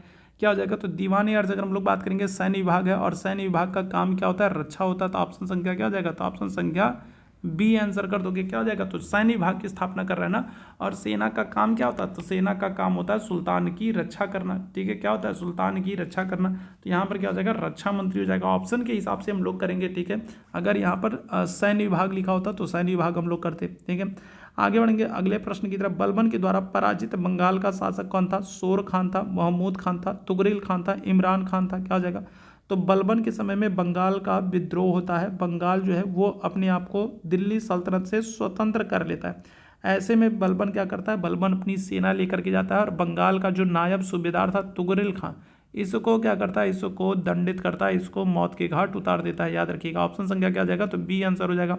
ठीक है, चलिए आगे बढ़ेंगे अगले प्रश्न की तरफ। अगले प्रश्न का आंसर करेंगे, जिमी किसे कहते हैं? तुर्क मुसलमानों को, भारतीय मुसलमानों को, जजिया देने वाले हिंदुओं को या फिर विदेशियों को? तो जिमी किसे कहा जाता है? इस प्रश्न का आंसर कर देंगे। क्या आ जाएगा? तो जिमी किसे कहा जाता है? तुर्क मुसलमानों को कहा जाता है, भारतीय मुसलमानों को कहा जाता है, जजिया देने वालों को कहा जाता है, विदेशियों को कहा जाता है। किसको कहा जाता है? तो जिमी अगर हम लोग बात करेंगे तो ये जजिया देने वाले हिंदुओं को कहा जाता है। किसको कहा जाता है? तो जजिया देने वाले हिंदुओं को जिमी कहा जाता है। ऑप्शन संख्या सी हो जाएगा। आगे बढ़ेंगे अगले प्रश्न की तरफ। अगले प्रश्न का आंसर करेंगे, खम्स किस प्रकार का कर है? बताइएगा क्या हो जाएगा? तो भूमि कर है, आय कर है, बिक्री कर है या फिर युद्ध में लूटा हुआ माल है? क्या हो जाएगा? चलिए जल्दी से बताएंगे क्या हो जाएगा। तो देखो जजिया अगर हम लोग बात करेंगे तो जजिया क्या है? तो ये एक धार्मिक कर है जो हिंदुओं से लिया जाता था। ठीक है, क्या होते थे? जो हिंदुओं से लिया जाता था। जजिया एक धार्मिक कर है। ज़कात अगर हम लोग बात करेंगे तो ये धर्म के नाम पर लिया जाता था, मुस्लिमों से लिया जाने वाला कर है। ठीक है, किससे? तो जजिया ज़कात जो है ये मुस्लिमों से लिया जाने वाला धार्मिक कर है। ठीक है, इसके अलावा अगर हम लोग बात करेंगे क्या है? तो जजिया ज़कात, इसके अलावा खराज है। खराज क्या है? तो ये एक भूमि कर है। ठीक है, क्या है? तो खराज जो है ये भूमि कर है। ठीक है, और इसके बाद नंबर आता है किसका? खुम्स का। तो जो ये खुम्स या खम्स जो होता है ना, ये युद्ध में लूटा हुआ माल होता है। ऑप्शन संख्या क्या आ जाएगा? तो ऑप्शन संख्या डी आंसर कर देंगे। खुम्स क्या होता है? युद्ध में लूटा हुआ माल होता है। आगे बढ़ेंगे अगले प्रश्न की तरफ। यह किसने लिखा है कि अलाउद्दीन खिलजी इतना रक्त बहाने का दोषी है जितना कि फैरों ने कभी नहीं बहाया? अमीर खुसरो, अमीर हसन मिनहाजुल सिराज या फिर जियाउद्दीन बर्नी? इस प्रश्न का आंसर करेंगे भाई। क्या हो जाएगा? इस प्रश्न का आंसर करेंगे चलिए जल्दी से सारे लोग आंसर करेंगे, क्या हो जाएगा इस प्रश्न का आंसर करेंगे। चलिए जल्दी से बताएंगे क्या हो जाएगा। तो यह किसने लिखा है कि अलाउद्दीन खिलजी इतना रक्त बहाने का दोषी है जितना कि फ़ैरों ने कभी नहीं बहाया था। क्या हो जाएगा, तो अगर हम लोग बात करें ऑप्शन संख्या डी आंसर करोगे जियाउद्दीन बरनी हो जाएंगे। ठीक है, कौन हो जाएंगे, तो ऑप्शन संख्या डी आंसर कर दोगे जियाउद्दीन बरनी। जियाउद्दीन बरनी की पुस्तक का नाम क्या है, तो आप क्या कर दोगे, तो आप कहोगे तारीख ए फिरोज शाही। ठीक है, जियाउद्दीन बरनी की पुस्तक का नाम क्या है, आप कहोगे तारीख ए फिरोज शाही। ठीक है, क्या है, तो तारीख ए फिरोज शाही जो है, तो ये जियाउद्दीन बरनी की पुस्तक का नाम है। ठीक है, ऑप्शन संख्या क्या आ जाएगा, तो डी आंसर हो जाएगा। आगे बढ़ेंगे अगले प्रश्न की तरह। सेनापति जफर खान ने 2 मंगोल आक्रमणों को कब परास्त किया था, बताइएगा क्या जाएगा। अच्छा, एक प्रश्न बनता है कि अलाउद्दीन खिलजी का कौन सा सेनापति है जो मंगोल आक्रमण में मारा गया था, तो अलाउद्दीन खिलजी का। ठीक है, क्या हो जाएगा, तो अलाउद्दीन खिलजी का सेनापति था। ठीक है, क्या हो जाएगा, तो अलाउद्दीन खिलजी का सेनापति है जफर खां। ठीक है, क्या है, तो अलाउद्दीन खिलजी का सेनापति है जफर खां। और ये जो जफर खां है ना, ये क्या हुआ था, तो ये मंगोल आक्रमण में मारा गया था। ठीक है, ध्यान रखना। ठीक है, क्या हो जाएगा, तो जफर खां जो है अलाउद्दीन खिलजी का सेनापति है जफर खां, और ये क्या हो रहा है, तो ये मंगोल आक्रमण में मारा जा रहा है। ठीक है, क्या हो रहा है, मंगोल आक्रमण में मारा जा रहा है, कौन सा, जफर खां। ठीक है, ध्यान रखिएगा, मंगोल आक्रमण में मारा जा रहा है, अलाउद्दीन खिलजी के सेनापति है। और जफर खां ने 2 मंगोल आक्रमणों को कब परास्त किया था, आपसे ये प्रश्न पूछा जा रहा है। क्या आ जाएगा, आंसर कर दोगे ऑप्शन संख्या डी हो जाएगा 1296 1297 में। ठीक है, आगे बढ़ेंगे अगले प्रश्न की तरफ। अगला प्रश्न है, अलाउद्दीन खिलजी के शासनकाल में मूल्य वृद्धि का कारण क्या था, मंगोल आक्रमण, अकाल, बाढ़ या फिर दक्षिण विजय से प्राप्त धन। तो अलाउद्दीन खिलजी के शासनकाल में मूल्य वृद्धि का कारण क्या था, क्या हो जाएगा, इस प्रश्न का आंसर करेंगे। चलिए जल्दी से सारे लोग आंसर करेंगे। तो अलाउद्दीन खिलजी की शासनकाल में अगर हम लोग बात करेंगे तो मूल्य वृद्धि का कारण क्या था, क्या आंसर कर दोगे, तो क्या होना चाहिए, तो यहाँ पर अगर हम लोग बात करेंगे तो आयोग ने ऑप्शन संख्या डी को माना है, दक्षिण भारत की विजय। हालांकि अगर हम लोग बात करें जो बहुत सारे इतिहासकारों के द्वारा जो माना गया है, अलाउद्दीन खिलजी के शासनकाल में जो मूल्य वृद्धि का कारण जो था वो था जो उसने बड़ी संख्या में सेना रखी थी। ठीक है, अलाउद्दीन खिलजी के समय में अगर हम लोग बात करेंगे तो सल्तनत काल में सबसे बड़ी सेना जो है वो अलाउद्दीन खिलजी के समय में थी। और इस बड़ी सेना के कारण ही क्या हो रहा था कि जो राजस्व है उस पर भार पड़ रहा था, और जिसकी वजह से मूल्य वृद्धि करना पड़ा। हालांकि बाद में वो बाजार नियंत्रण व्यवस्था को लागू करके सारी चीज़ों को नियंत्रित करेगा, कंट्रोल करेगा। फिलहाल यहाँ पर दक्षिण विजय से प्राप्त धन को आंसर माना गया। आगे बढ़ेंगे अगले प्रश्न की तरफ। द्वार समुद्र किस दक्षिणी राज्य की राजधानी, बताएंगे क्या हो जाएगा।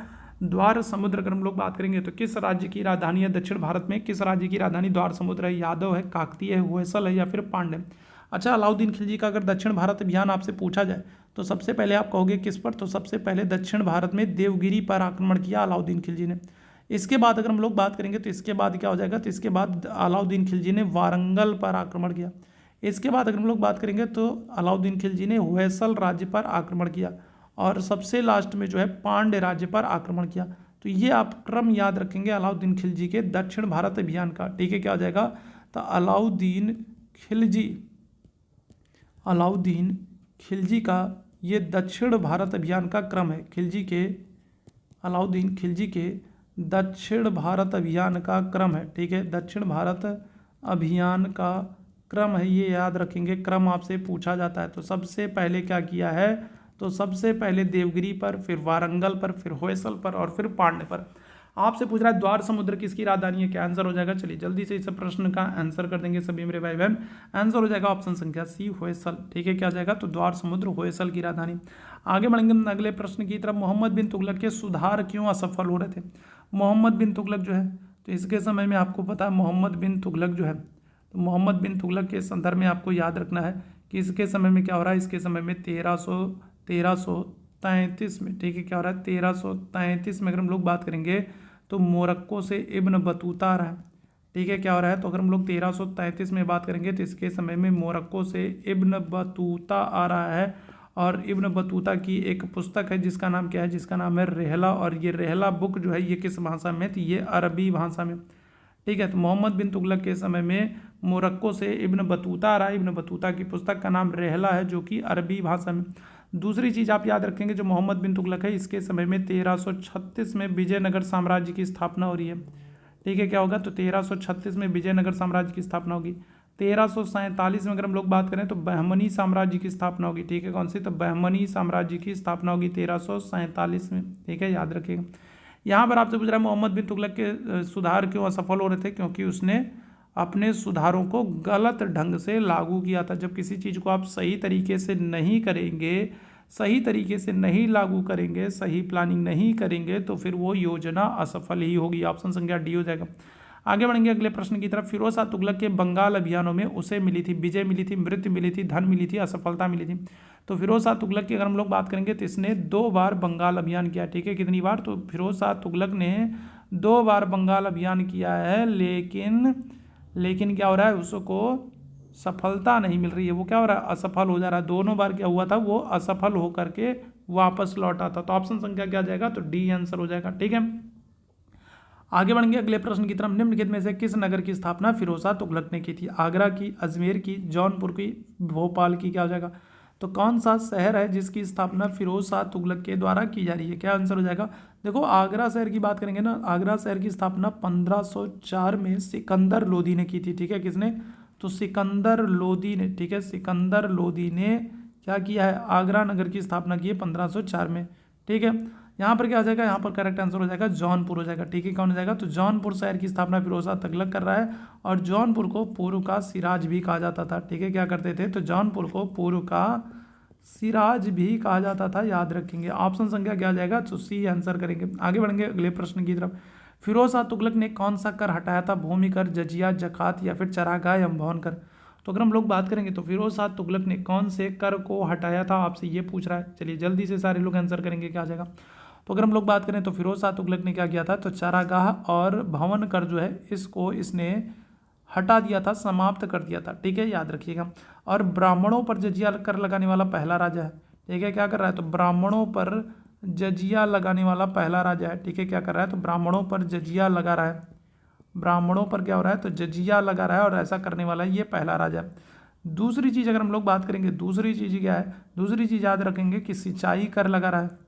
ठीक है, क्या कर रहा है? तो ये सिंचाई कर लगा रहा है। ठीक है, सिंचाई कर लगा रहा है, साथ ही साथ ब्राह्मणों पर जजिया कर लगा रहा है। ठीक है, तो ऑप्शन संख्या क्या आ जाएगा? तो डी यहाँ पर चरागाह और भवन कर को हटा रहा है। आगे बढ़ेंगे अगले प्रश्न की तरफ। तैमूर ने भारत पर आक्रमण कब किया है? तो देखो, तैमूर ने अगर हम लोग बात करेंगे तो इसने तुगलक वंश के समय में आक्रमण किया था। ठीक है, कौन से? तुगलक वंश के समय में आक्रमण किया था। और जब तुगलक वंश के समय में जब ये आक्रमण कर रहा है तो उसमें जो राजा था वो था नासरुद्दीन महमूद था। ठीक है, कौन सा? तो तुगलक वंश का जो राजा था उसका नाम क्या था? उसका नाम था नासरुद्दीन महमूद था। ठीक है, तैमूर ने तुगलक वंश के समय में आक्रमण किया और जब आक्रमण किया तो उस समय तुगलक वंश का राजा नासरुद्दीन महमूद है। और वर्ष कौन सा है? तो आप कहोगे 1398। ऑप्शन संख्या क्या आ जाएगा? तो डी आंसर कर देंगे। आगे बढ़ेंगे अगले प्रश्न की तरफ। यह किसने कहा है कि शाही मुकुट का प्रत्येक मोती निर्धन किसानों की आंखों से बहा और जमा हुआ रक्त है? बताइएगा क्या आ जाएगा? तो अगर हम लोग बात करेंगे, बहुत ही महत्वपूर्ण सा ये स्टेटमेंट है। और किसने कहा है? किसने कहा है कि शाही मुकुट का जो प्रत्येक मोती है वो गरीब निर्धन किसानों की आंखों से बहा और जमा हुआ रक्त है? अमीर खुसरो, नानक, कबीर, अबुल फजल? क्या हो जाएगा? तो आंसर कर देंगे ऑप्शन संख्या ए हो जाएगा, अमीर खुसरो हो जाएंगे। ठीक है, कौन हो जाएंगे? अमीर खुसरो हो जाएंगे। अमीर खुसरो जो है इनको तूती ए हिंद कहा जाता है। ठीक है, क्या करते हैं? तो इनको तूती ए हिंद कहा जाता है, भारत का तोता कहा जाता है। साथ ही साथ आपको याद रखना है, ठीक है, अमीर खुसरो को याद रखना है कि अमीर खुसरो जो है, ठीक है, इनको खड़ी बोली की हिंदी खड़ी बोली की शुरुआत का श्रेय जाता है। ठीक है, क्या होगा? तो खड़ी बोली की शुरुआत का श्रेय जाता है। साथ ही साथ सितार और तबला की खोज का श्रेय भी इन्हीं को जाता है। ठीक है, क्या होगा? तो सितार तबला की खोज का श्रेय भी इन्हीं को जाता है। साथ ही साथ कव्वाली की हम लोग बात करें तो कव्वाली की शुरुआत का श्रेय भी इन्हीं को जाता है। ठीक है, अमीर खुसरो को। आगे बढ़ेंगे हम अगले प्रश्न की तरफ। कुतुब मीनार क्या है? तो एक मस्जिद है, मकबरा है, वेधशाला या फिर मुसलमानों को नमाज के लिए मुअज्जिन द्वारा पुकारने की एक मीनार है? क्या आ जाएगा? इस प्रश्न का आंसर करेंगे, क्या आ जाएगा? तो कुतुब मीनार क्या है? तो ये एक मीनार है जहाँ से क्या हो रहा था? जहाँ से मुस्लिमों को नमाज पढ़ने के लिए पुकारा जाता था। ठीक है, आज भी जैसे अजान होती है ना, तो अजान होती है तो पता चल जाता है भाई कि नमाज का समय हो गया, तो लोग पहुँच जाते हैं। ऑप्शन संख्या क्या आ जाएगा? तो डी आंसर हो जाएगा।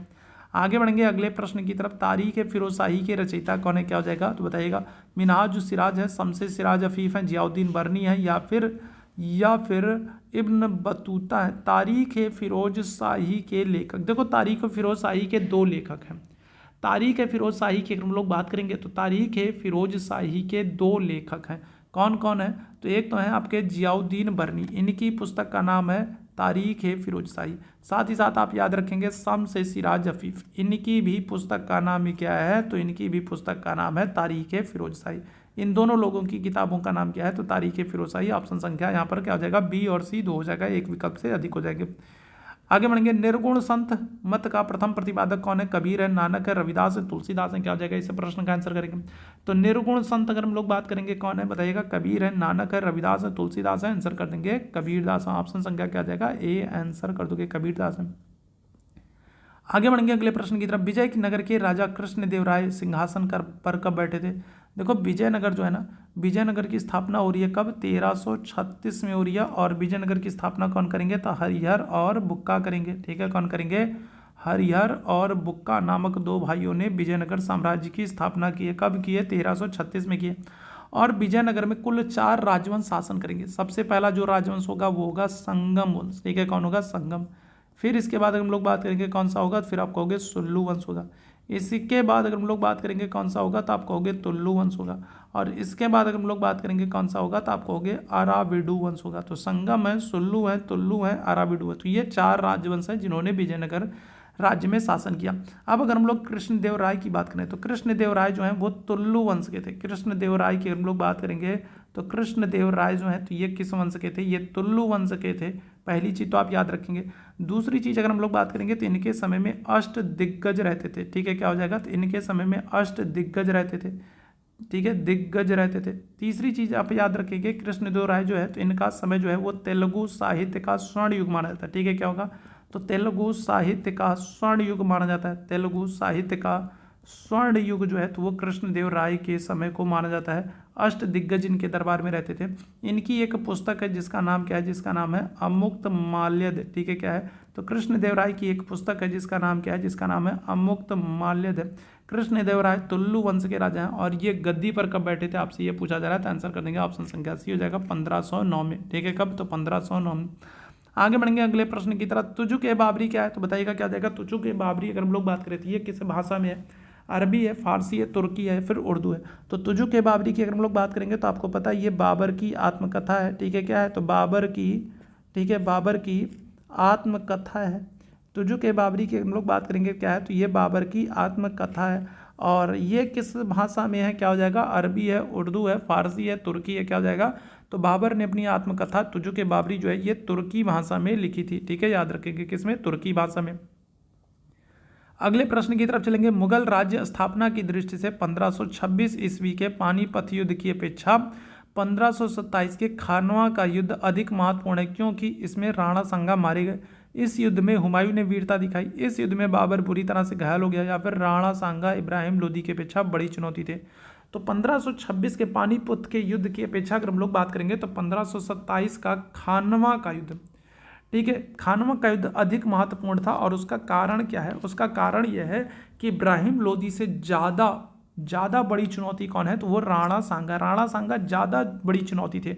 और यही कारण है, आप देखोगे 1527 के खानवा के युद्ध में राणा सांगा से जीतने के लिए बाबर क्या कर रहा है? बाबर जो है वो जिहाद की घोषणा कर रहा है। ठीक है, क्या कर रहा है?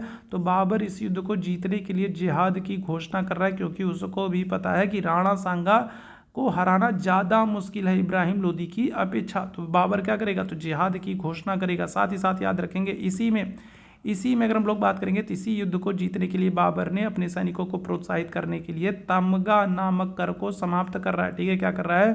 तमगा नामक कर को समाप्त करने की घोषणा कर रहा है। तमगा नामक कर को समाप्त करने की घोषणा कर रहा है। जिहाद की घोषणा कर रहा है। शराब की मटकियों को तोड़वा दे रहा है कि अगर हम जीतेंगे नहीं तो फिर हम शराब पिएंगे नहीं। इस तरीके से अपने सैनिकों को प्रोत्साहित करने का काम कर रहा है, क्योंकि उसको पता है राणा सांगा जो है वो ज़्यादा खतरनाक है इब्राहिम लोदी की अपेक्षा। ठीक है, आगे बढ़ेंगे अगले प्रश्न की तरफ। शेरशाह ने उपज का कितना प्रतिशत भूमि कर निर्धारित किया था? तो ये आपसे प्रश्न पूछा जा रहा है, बताएंगे क्या जाएगा? तो शेरशाह ने उपज का कितना प्रतिशत भूमि कर के रूप में निर्धारित किया है? आंसर कर देंगे ऑप्शन संख्या बी हो जाएगा 1/3। ठीक है, कितना? तो 1/3 1/3 अगर हम लोग बात करेंगे तो उपज का भूमि कर निर्धारित कर रहा है। ठीक है, आगे बढ़ेंगे अगले प्रश्न की तरफ। अकबर के आक्रमण के विरुद्ध चित्तौड़गढ़ की रक्षा कौन कर रहा था? बताइएगा क्या जाएगा? उदय सिंह है, राणा प्रताप है, जयमल है, मान सिंह है, क्या हो जाएगा? तो अकबर जब क्या कर रहा है, तो अकबर की अगर हम लोग बात करेंगे तो अकबर जो है तो जब चित्तौड़ पर आक्रमण कर रहा है, तो जब चित्तौड़ पर आक्रमण करेगा ना तो उस समय राजा कौन थे, अगर आपसे पूछा जाए कि राजा कौन थे तो राजा आप कहोगे उदय सिंह थे। ठीक है, कौन थे, तो राजा अगर हम लोग बात करेंगे कौन थे, तो राजा तो थे उदय सिंह।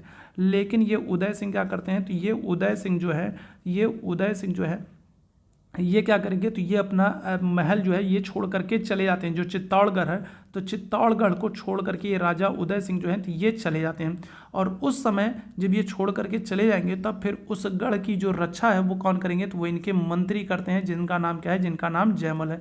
और ये जयमल जो है ना, एक तो जयमल थे और एक फत्तह थे, तो ये दोनों लोग खूब ईमानदारी से क्या करते हैं, अपने राज्य की रक्षा करते हैं। और अकबर इनसे इतना प्रभावित होता है ना कि वापस लौट करके जब आता है तो आगरा के किले के बाहर, ठीक है, क्या होगा, तो आगरा के किले के बाहर अगर हम लोग बात करेंगे तो हाथी पर बैठे हुए जयमल और फत्तह की जो है चित्र बनवाता है, मूर्तियां बनवाता है। ठीक है, क्या करेगा, तो आगरा के किले के बाहर अगर हम लोग बात करेंगे तो आगरा के किले के बाहर हाथी पर बैठे जयमल और फत्तह की मूर्तियां बनवाता है अकबर, वो जो कि इनकी वीरता से प्रभावित था।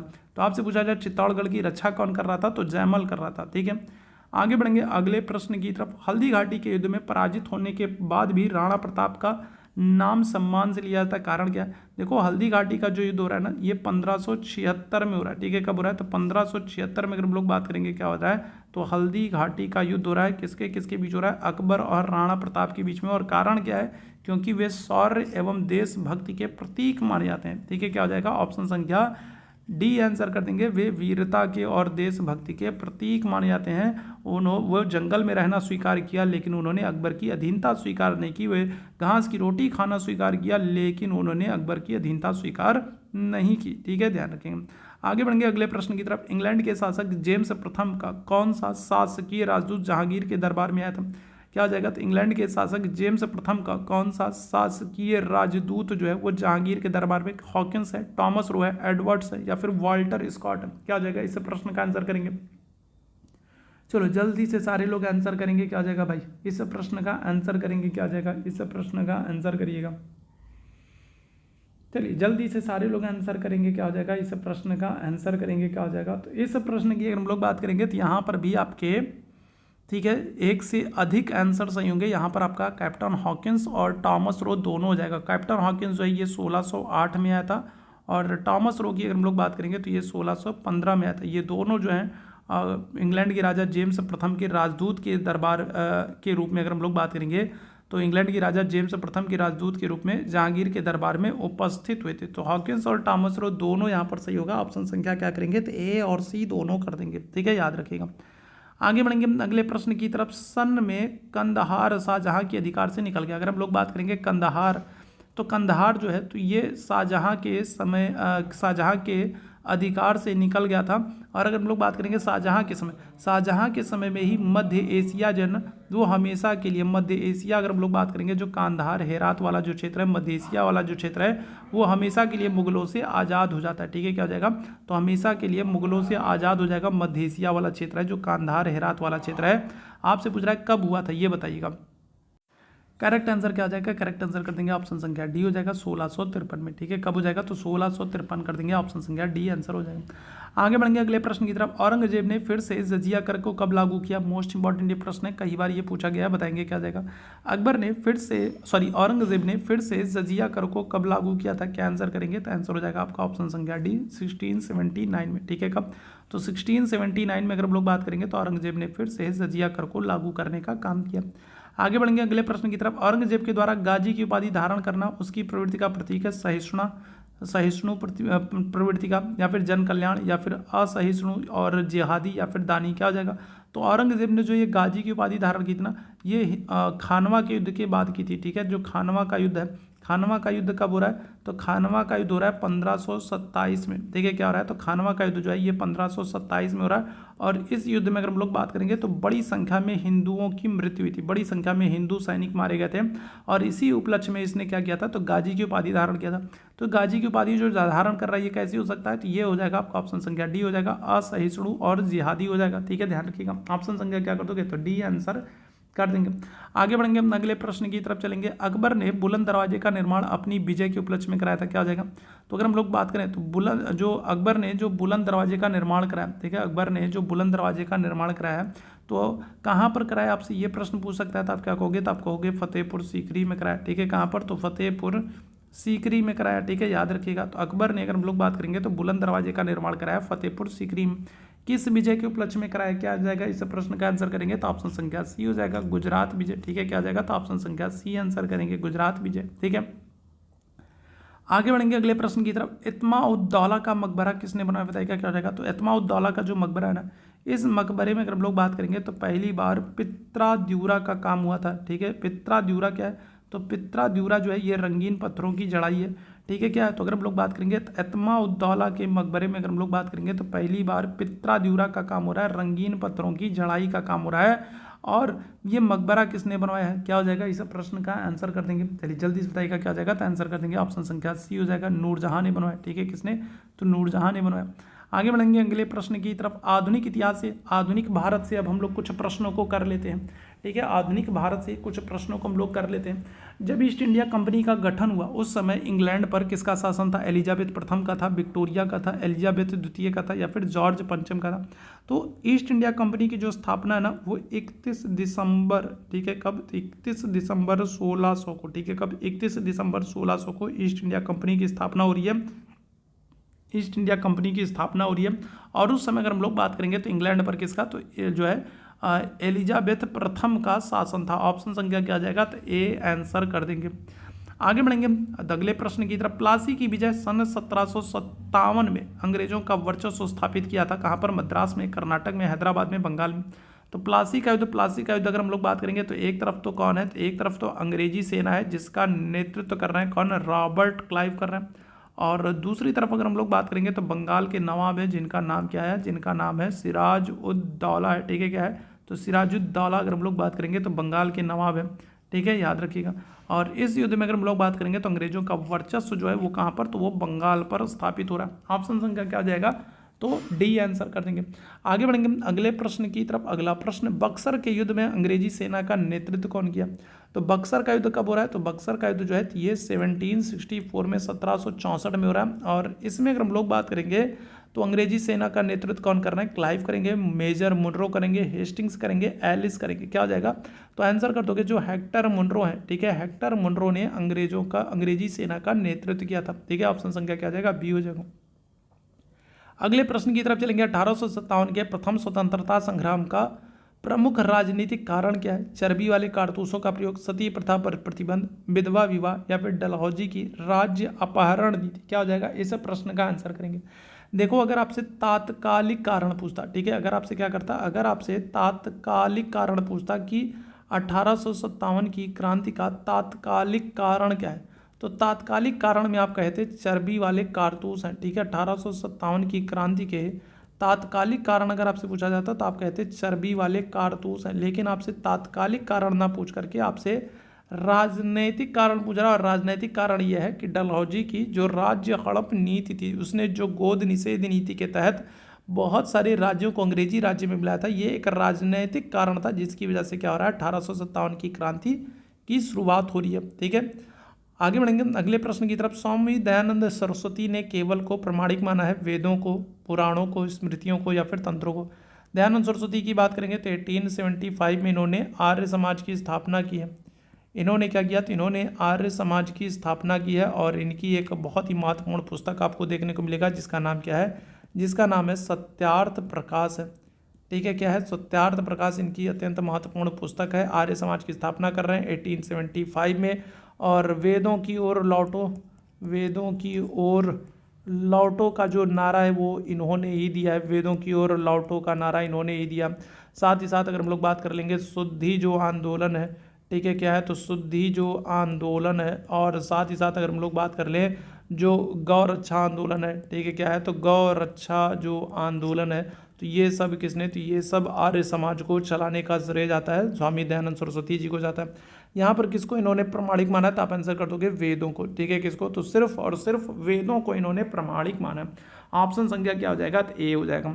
आगे बढ़ेंगे, अगले प्रश्न की तरफ चलेंगे। रामकृष्ण मिशन की स्थापना किसने की है, तो 1897 में देखो रामकृष्ण मिशन की स्थापना होगी, और कौन करेंगे, आपसे ये पूछ रहा है। रामकृष्ण परमहंस, स्वामी ब्रह्मानंद, स्वामी विवेकानंद, शारदा माँ, कौन हो जाएगा, क्या आंसर करेंगे, करेक्ट आंसर कर दोगे स्वामी विवेकानंद ने रामकृष्ण मिशन की स्थापना की है, कब, 1897 में।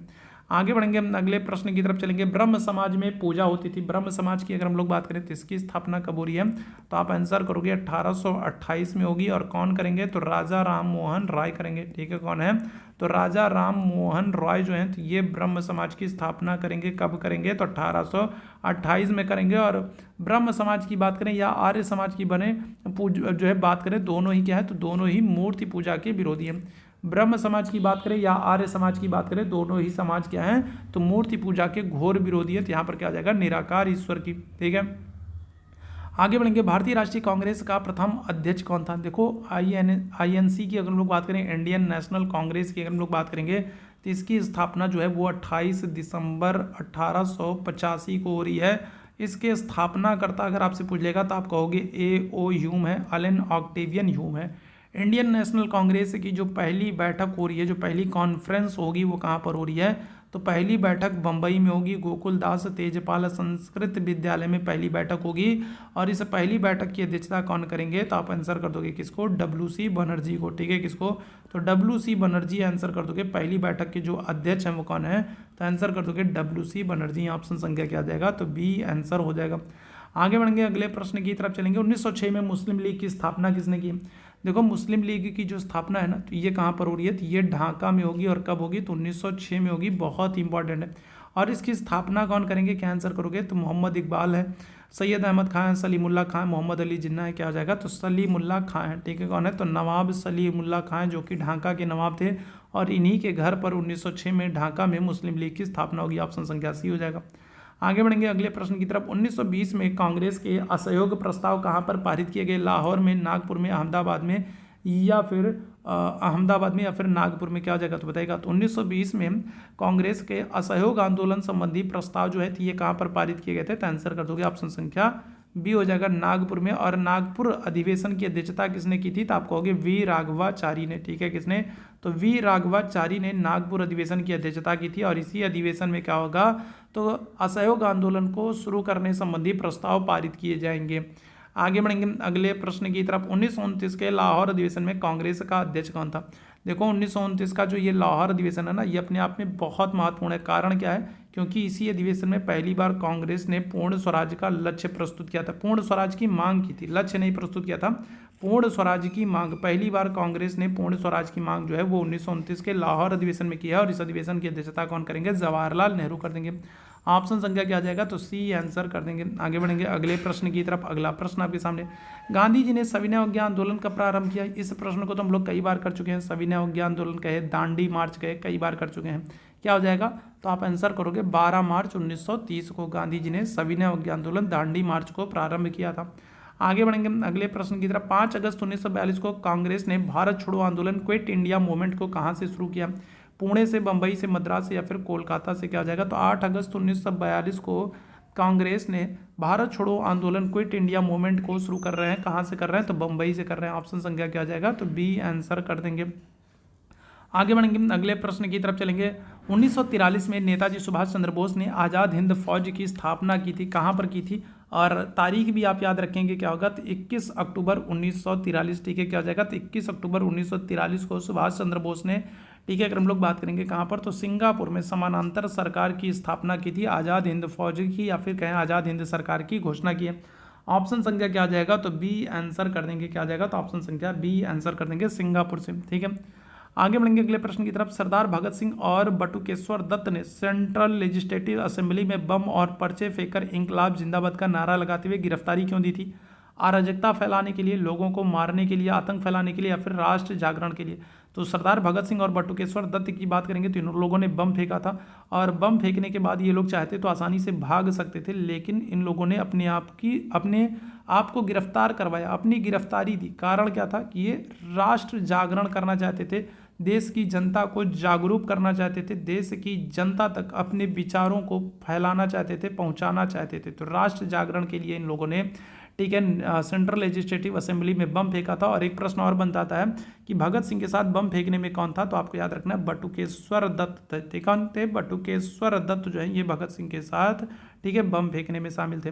आगे बढ़ेंगे अगले प्रश्न की तरफ। 1931 में चंद्रशेखर आजाद कहाँ शहीद हुए? दिल्ली में, आगरा में, इलाहाबाद में या फिर कानपुर में? तो अगर हम लोग बात करेंगे तो फरवरी 1931 की घटना है, ठीक है, 27 फरवरी 1931 की घटना है। और चंद्रशेखर आज़ाद जी हैं तो ये कहाँ पर? तो ये इलाहाबाद में पहले अल्फ्रेड पार्क हुआ करता था और यहीं पर ये अंग्रेजों से घिर जाते हैं और फिर शहीद हो जाते हैं। और फिर बाद में अगर हम लोग बात करेंगे, बाद में क्या, वर्तमान में अगर हम लोग बात करेंगे तो जो अल्फ्रेड पार्क था उसका नाम बदल करके शहीद चंद्रशेखर आज़ाद पार्क कर दिया गया। सिविल लाइन पर आप जाओगे तो आप देखोगे बहुत बड़ा पार्क है, ठीक है। तो कभी अगर मौका मिले तो जरूर जाइएगा, बहुत अच्छा है। आगे बढ़ेंगे अगले प्रश्न की तरफ। 19 अगस्त 1946 को मुस्लिम लीग ने बंगाल में सीधा प्रहार किसके विरुद्ध किया था? बताइएगा क्या जाएगा? तो मुस्लिम लीग जो है इसने 16 अगस्त 1946 की अगर लोग बात करेंगे तो 16 अगस्त 1946 को इसने मुस्लिम लीग ने क्या किया था? संविधान सभा का बहिष्कार किया था और प्रत्यक्ष कार्रवाई दिवस मनाया था, ठीक है। क्या किया था? तो 16 अगस्त 1946 को मुस्लिम लीग ने संविधान सभा का बहिष्कार किया था और प्रत्यक्ष कार्यवाही दिवस मनाने की घोषणा की थी। और 16 अगस्त 1946 को अगर हम लोग बात करेंगे तो सीधा प्रहार किया था। और ये किसके विरुद्ध होगा? तो ये सीधे सीधे हिंदुओं के विरुद्ध होगा, क्योंकि मुस्लिमों को अलग पाकिस्तान चाहिए था। आपने देखा होगा हिंदू मुस्लिम दंगे शुरू हो जाते हैं। तो ऑप्शन संख्या क्या आ जाएगा? तो डी आंसर हो जाएगा। आगे बढ़ेंगे अगले प्रश्न की तरफ। 1935 का गवर्नमेंट ऑफ इंडिया एक्ट इतना महत्वपूर्ण क्यों है? क्योंकि इसमें भारत विभाजन है, क्योंकि इसके द्वारा भारत को स्वतंत्रता मिली है, क्योंकि इसके द्वारा रियासतें समाप्त हुई हैं, या फिर यह भारतीय संविधान का एक प्रमुख स्रोत है। तो 1935 का जो गवर्नमेंट ऑफ इंडिया एक्ट है ये अपने आप में अत्यंत महत्वपूर्ण है और उसका कारण ये है कि ये भारतीय संविधान का एक प्रमुख स्रोत है। भारतीय संविधान में बहुत सारी चीज़ें हैं जो हमने इस 1935 के एक्ट से स्वीकार की हैं। तो ऑप्शन संख्या क्या आ जाएगा? तो डी आंसर हो जाएगा। तो ये आज के सेशन में टॉप 100 MCQs को हम लोगों ने डिस्कस किया हिस्ट्री के, जो कि आपके लिए बहुत इंपॉर्टेंट हो सकता है। और उम्मीद है सेशन आप लोगों को पसंद भी आया होगा। तो सेशन पसंद आया हो तो सेशन को लाइक ज़रूर कीजिएगा, शेयर ज़रूर कीजिएगा। चैनल पर पहली बार होंगे तो सब्सक्राइब ज़रूर कर लीजिएगा। और अगर आप हमारे साथ व्हाट्सअप पर जुड़ना चाहते हैं तो इस नंबर पर मैसेज कर सकते हैं, तो आपको पर्सनली नोटिफिकेशन, बहुत सारी इंपॉर्टेंट अपडेट्स और बहुत सारी जानकारियाँ मिलती रहेंगी। तो अभी के लिए हम लोग बस इतना ही करेंगे। थैंक यू सो मच आप सभी मेरे भाई बहनों को मेरे साथ जुड़ने के लिए। और जाने से पहले सेशन को शेयर जरूर कीजिएगा, लाइक ज़रूर कीजिएगा। चैनल पर पहली बार होंगे तो सब्सक्राइब जरूर कीजिएगा। Thank you so much.